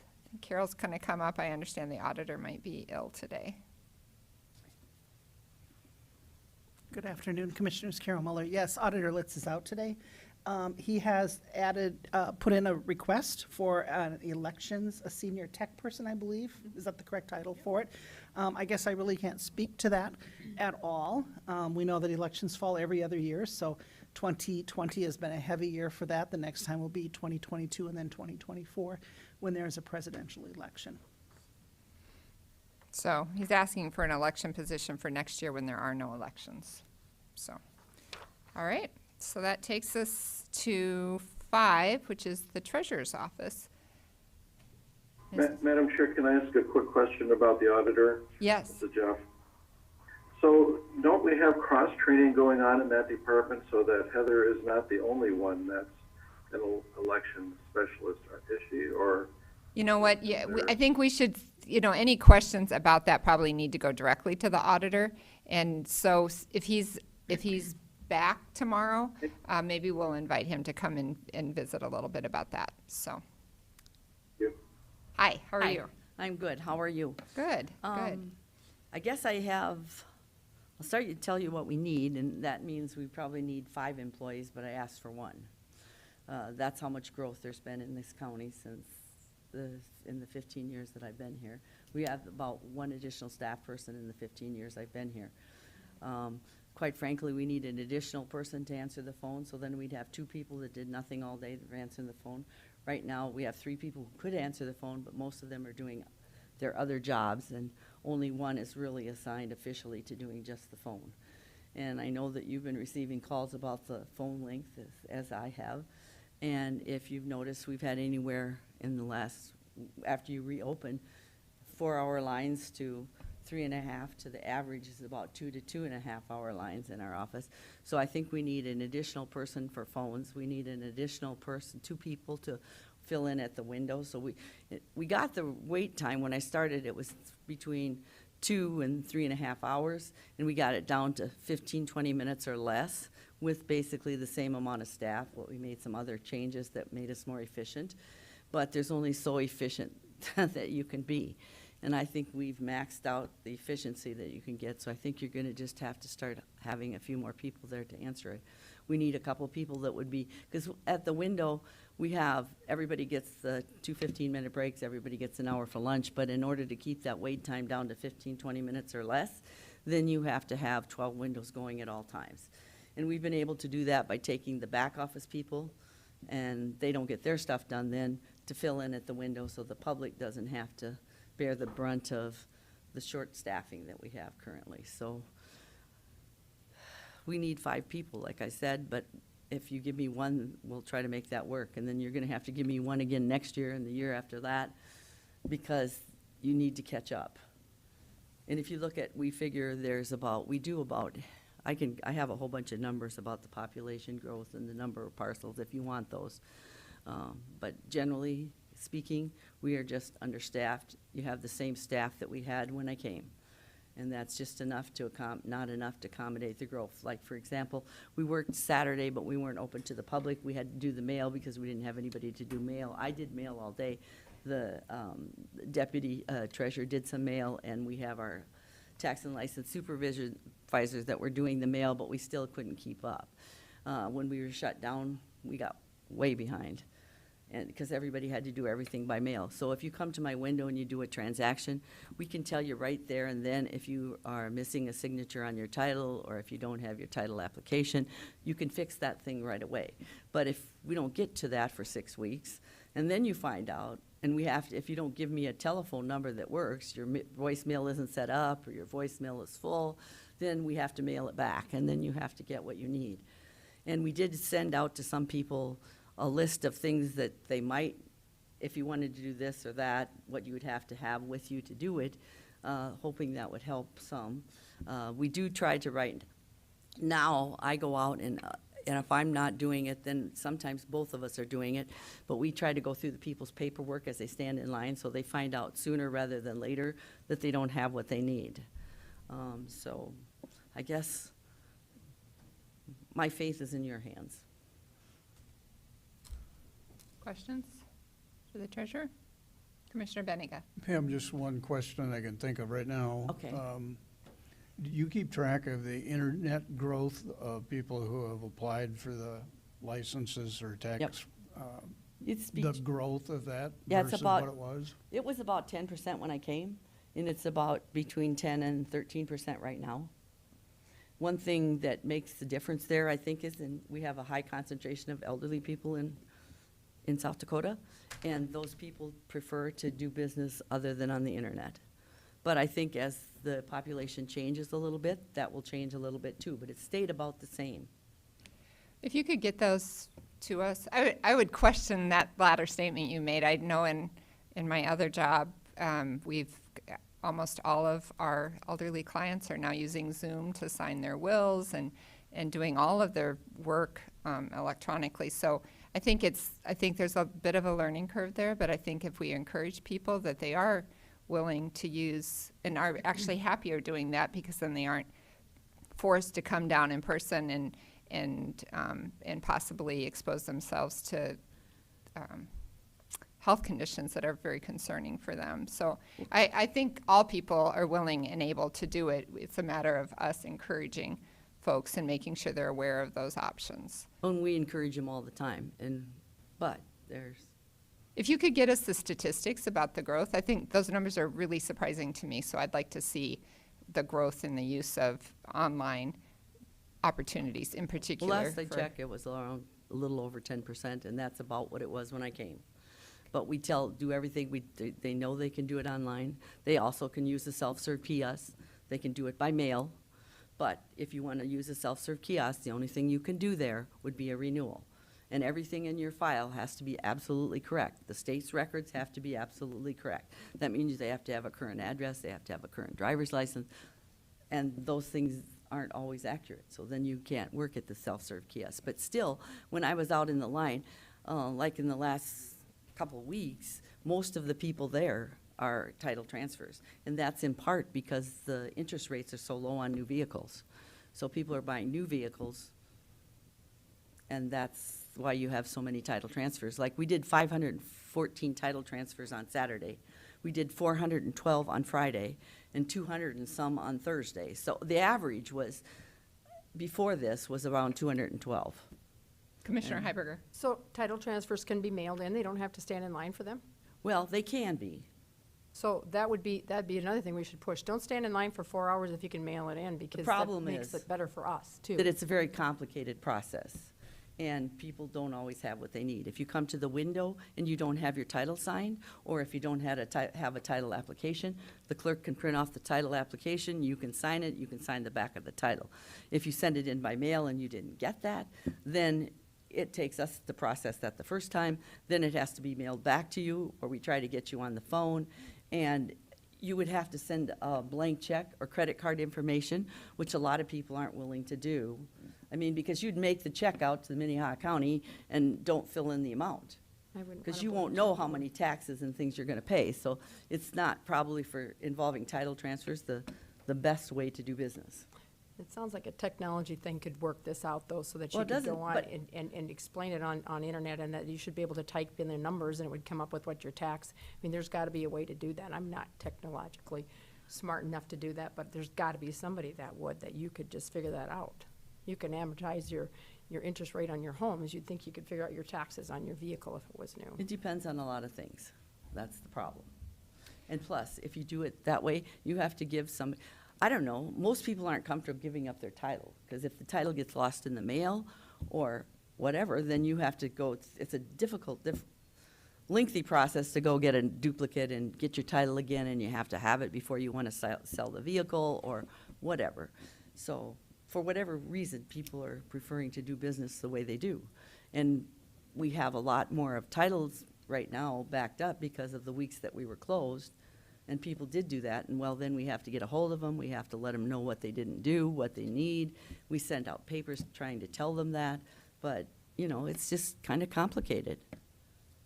I would say that you do have really good information on the website, so Yes, we folks do. should be able to go through that and see exactly what they needed to do for a title. And I would also say that when I've encouraged folks to check out the kiosk, and when I used it myself, I was shocked how easy it was and thrilled that I was able to do it so quickly.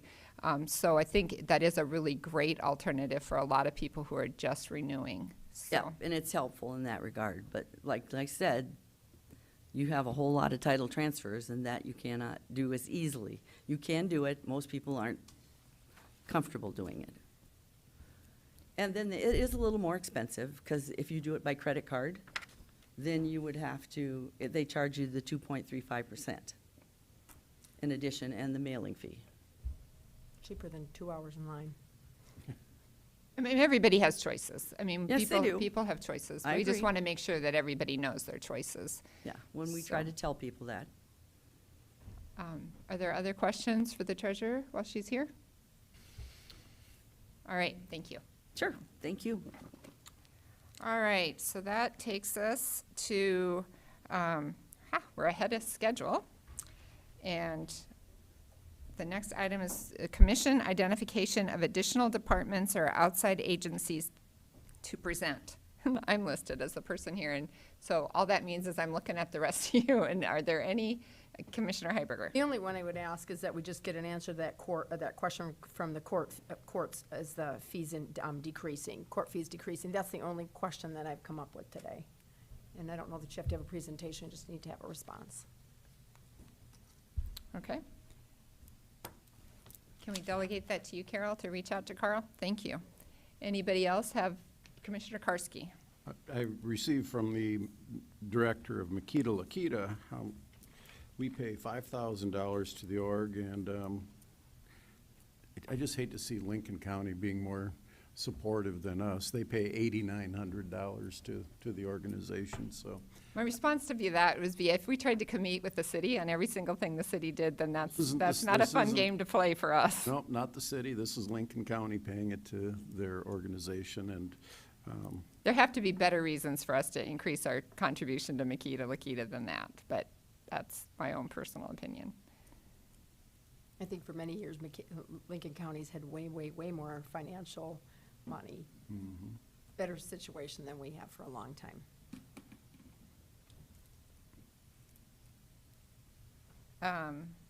Other questions? So Commissioner Barth, I have a text message from you that I don't quite understand. I'm not sure exactly what it is you're looking for. Madam Chair, that was resolved earlier. I just was looking at the stuff about Munis and not looking at the list of employees that were wanted. Perfect. Sorry that I was not paying closer attention to your text, so I'm glad we got it straightened out for you. Closer attention. Other questions? Other people we'd like to, Commissioner Carsey, were you suggesting that you wanted Lakita to come in? Well, not to come in, Jesse was here last week. I mean, it's hard to argue what we gained from our membership in Makita and for economic development, and, is the need there? You could always argue the need is there and present. I'm just arguing for more of an issue of fairness, I guess, that we should be contributing our fair share to the organization. Okay. So, any other additional documents or outside agencies that people would like to hear from? We're gathering this information because we're gonna invite those folks to come tomorrow if there is anybody else that people would like to hear from. Madam Chair, Jeff again. Commissioner Barth. If we can look at the numbers suggested by these different organizations and come up with our own decision without them coming in, right? I mean, absolutely. For example, the fair ones, I have concerns about their situation with the lack of activity. I have an interest in funding ambulance at a slightly higher level, not necessarily what they're asking, but we don't need them to come in to on their knees to beg for help, do we? No, I know. I mean, I think we did we've tried hard to plan the information that was provided today and tomorrow, but we also wanted to make sure that all the commissioners had a chance to ask for additional information if they were feeling a need for that. And so, anyway, we have made the ask, and if you guys think of something, before the, kind of close of business today where we could still get a hold of people, we will gather that information for tomorrow. And if not, then we will look for the information from the courts and we'll proceed. So, thank you. All right, so that takes us to Kim. And Kim's going to vet out a little bit more the bonding projects that we discussed briefly this morning. At least the idea of bonding we discussed this morning. So do we have slides on Dropbox for this, Kim? Yes. Well, we'll just be referring back to the slides that were in the second PowerPoint, the other requests. Okay, from this morning. Right. So I just need to find that PowerPoint. Madam Chair, it's Jeff here. I certainly have reviewed the stuff on Dropbox, but while I'm on the Zoom call, I can't go over to Dropbox myself. Now, I do have a second laptop, but at this point, have not unlimbered it today. Well, Kim's going to pull up the slides that we're going to talk about. You should be able to see them on Zoom. Yeah. So. And I'm looking forward to it. Okay, thank you.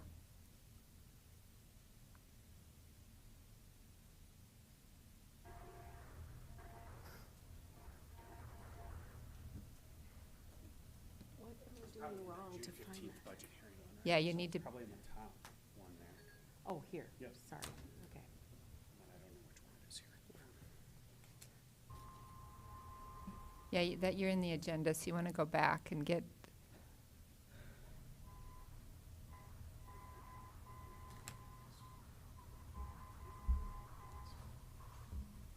Commissioner Barth, it sounds like there's a train going by your house. Oh, this is every. I'm surprised if you're getting it from me, but I do kind of whistle tunelessly, so maybe that's what it is.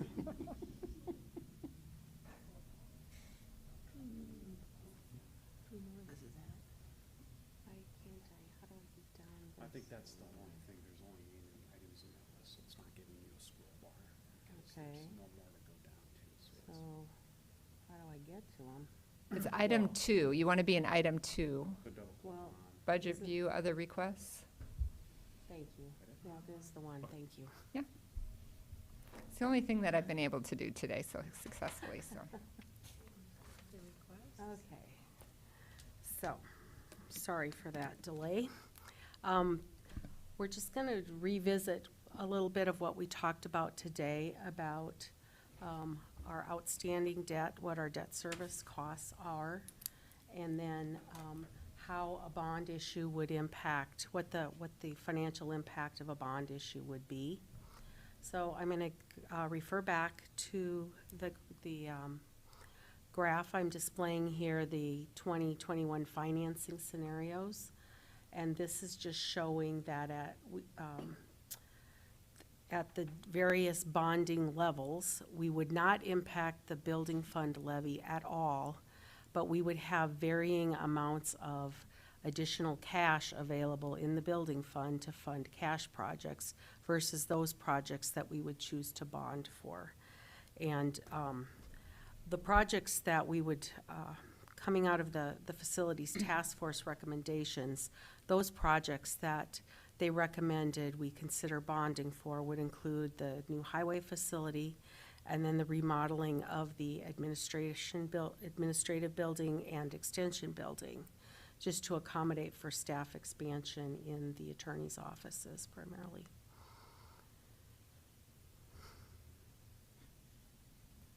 Oh, and also the chillers to create some redundancy with the new jail expansion building.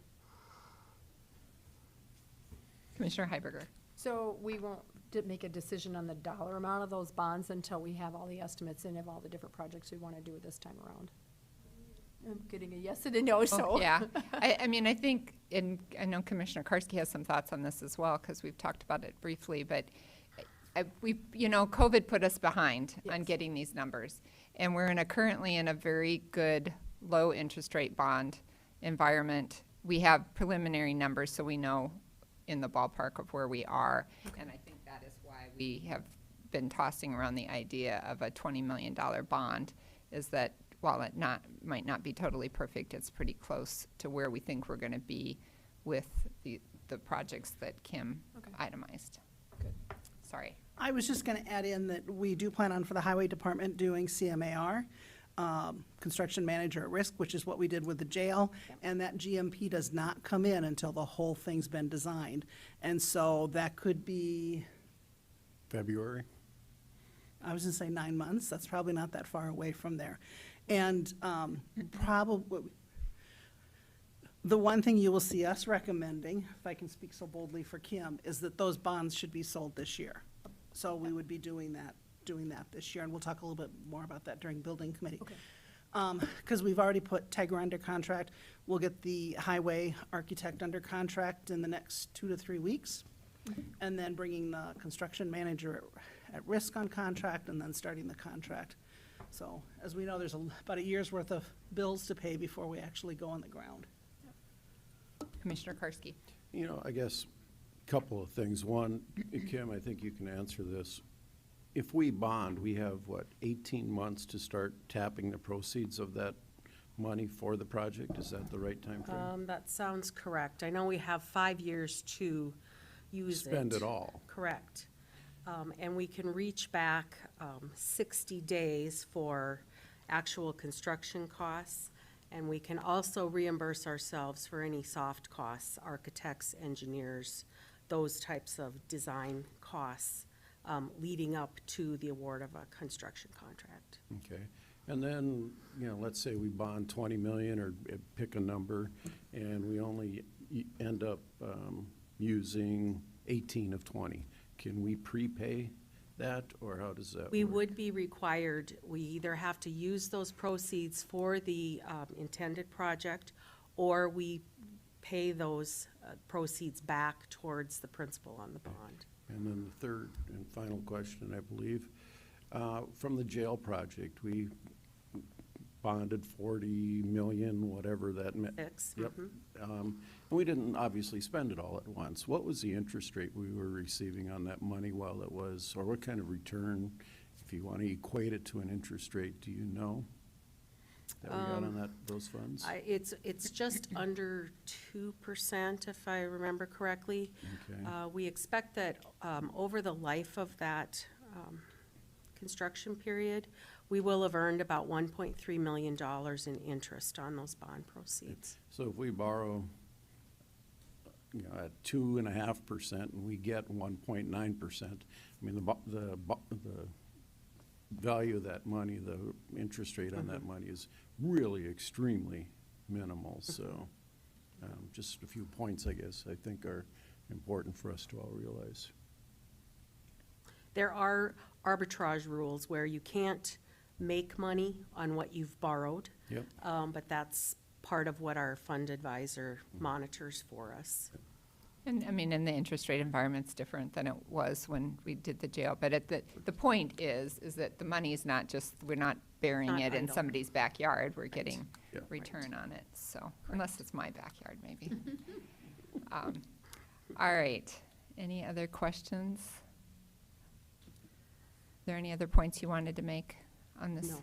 Okay. And not I mean, unless in there are my mind, questions. and the thing that I constantly struggle to get straight in my head is that while we call this a bond, it's, in my mind, bonds usually mean a tax increase, and that is not what we're doing here. There's already a levy in place Correct. for this building fund. If we don't leverage the money that we get from that levy, then we just have cash to spend right now. It's much better for the taxpayers, in my mind, to leverage it at a really low interest rate so that we can provide facilities to provide the services, to house the services that the citizens want and expect, have a right to expect from the county. So that's what we're talking about doing here. If I may, my biggest concern is because we just don't know. I mean, we're hoping a highway department we can build for 9 to 10 million, but if it's 10 to, or if it's 11.5 million, do we not do it, or do we try to take it down, or do we try to have enough money to do it right? And that's why we hired all the people that we've hired. And I'm more concerned that we could sell ourselves short if we don't try to factor in some level of protection on the high side.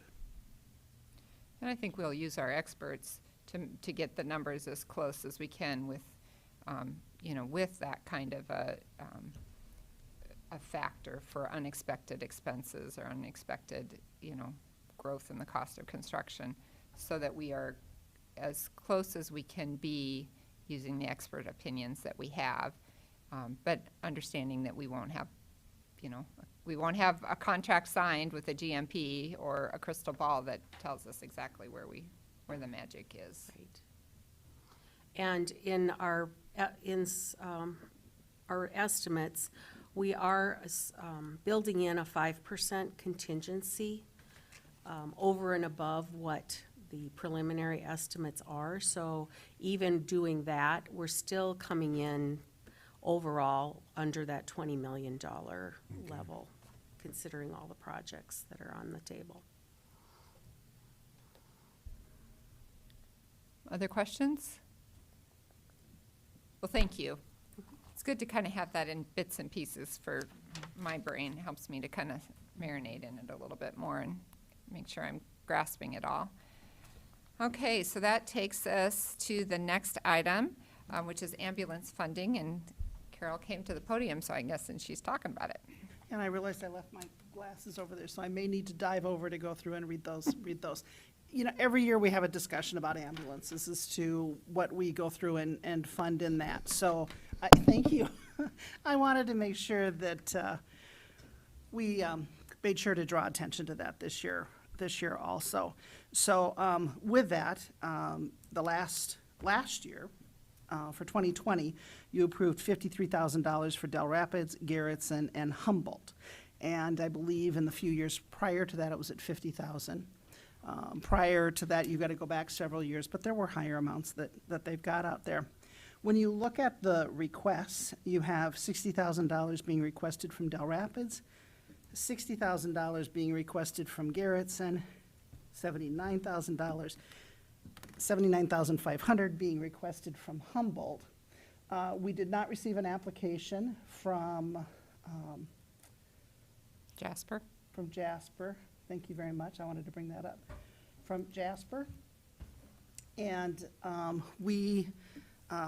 MedStar chose not to submit an application. Melinda had the conversation with him.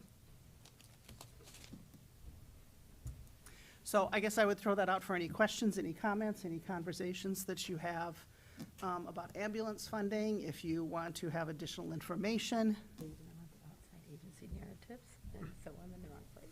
So we're getting some technical assistance up here at the commission table. Is there anybody else that had any questions? I know Commissioner Barth, you commented earlier that you had some thoughts on this, but you weren't sure you needed anybody from ambulances to come in specifically and talk about it.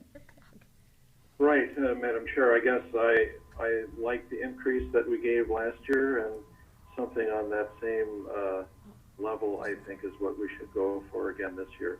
I don't know the story on Humboldt at this point, and maybe we need to ask them what their special case is, but if we were to round up and go to 66,000 or 70,000, I'm sorry, where are we at now? We're at 63,000. We're at right? 53,000 and they've requested 60,000. Yeah, and I'm willing to go there, but at the same time, maybe 66 is the right number, and just basically make the same increase as we did last year. Other thoughts? Commissioner Benega. I would like to continue the conversation we started last year, and I don't think we ever finalized, is that it seems to me that we ought to look at funding based on units of service that they're providing, rather than just a flat grant, so to speak. And then if you look at the applications, and I haven't spent a lot of time looking at it, but some other communities have supported their ambulances at different levels by a long ways. And I think that those factors ought to be put into place in the funding formula, because right now it's fairly arbitrary, and I don't agree with that. It's just a flat grant. And maybe we could do that for just the base services of opening the door for operating costs, but I don't think we're giving the communities the fair shake, if you will. If we have a community such as Garrettson, who raises a significant amount of money from the community, and then we give them the same dollar amount as we would to Humboldt or someone else.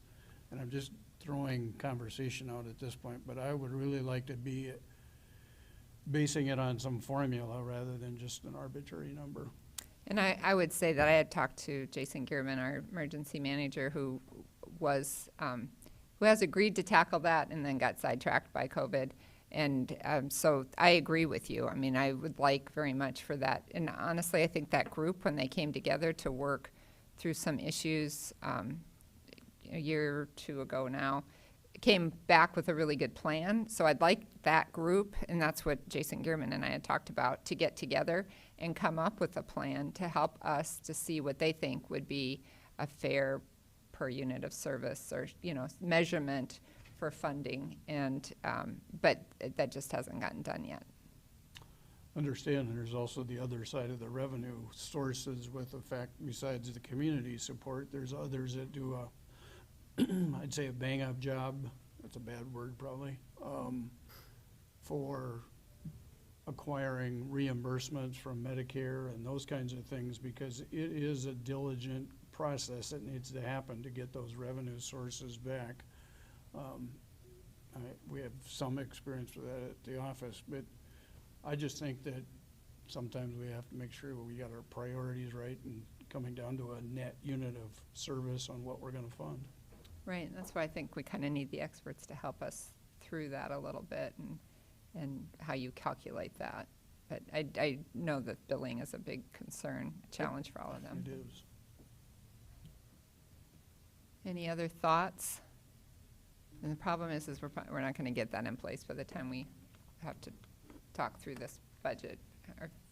But I do agree that that's a goal. Commissioner Heiberger. Well, we've got until the end of September for the finalized budget, so can we put some like placeholder money in there, and then just hope to have it done before September, so we can actually have it? Because I agree, it's just frustrating to throw an arbitrary number in there all the time, because you don't know if you're overfunding or you're underfunding, or, I mean, obviously they don't have enough funds, and they have the ability to go out and get ambulance districts, which we know that isn't working. I mean, as far as funding from their local areas, and that hasn't worked.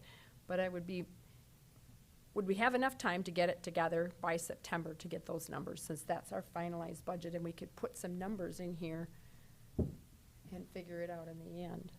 I can follow up with Jason after our meeting today to Got a see. lot going on, I understand that. Yeah, I mean, it's stepped back a little bit now, but I'll follow up with him and see what time frame he thinks might be reasonable. Okay.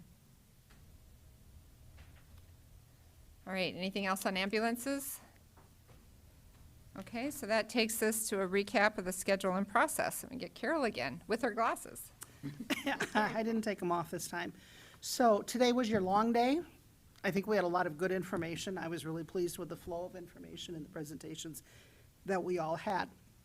So tomorrow morning, following the commission meeting, we will start off, and that's your chance to hammer in, do a lot of deliberation and discussion, and start giving us discussion.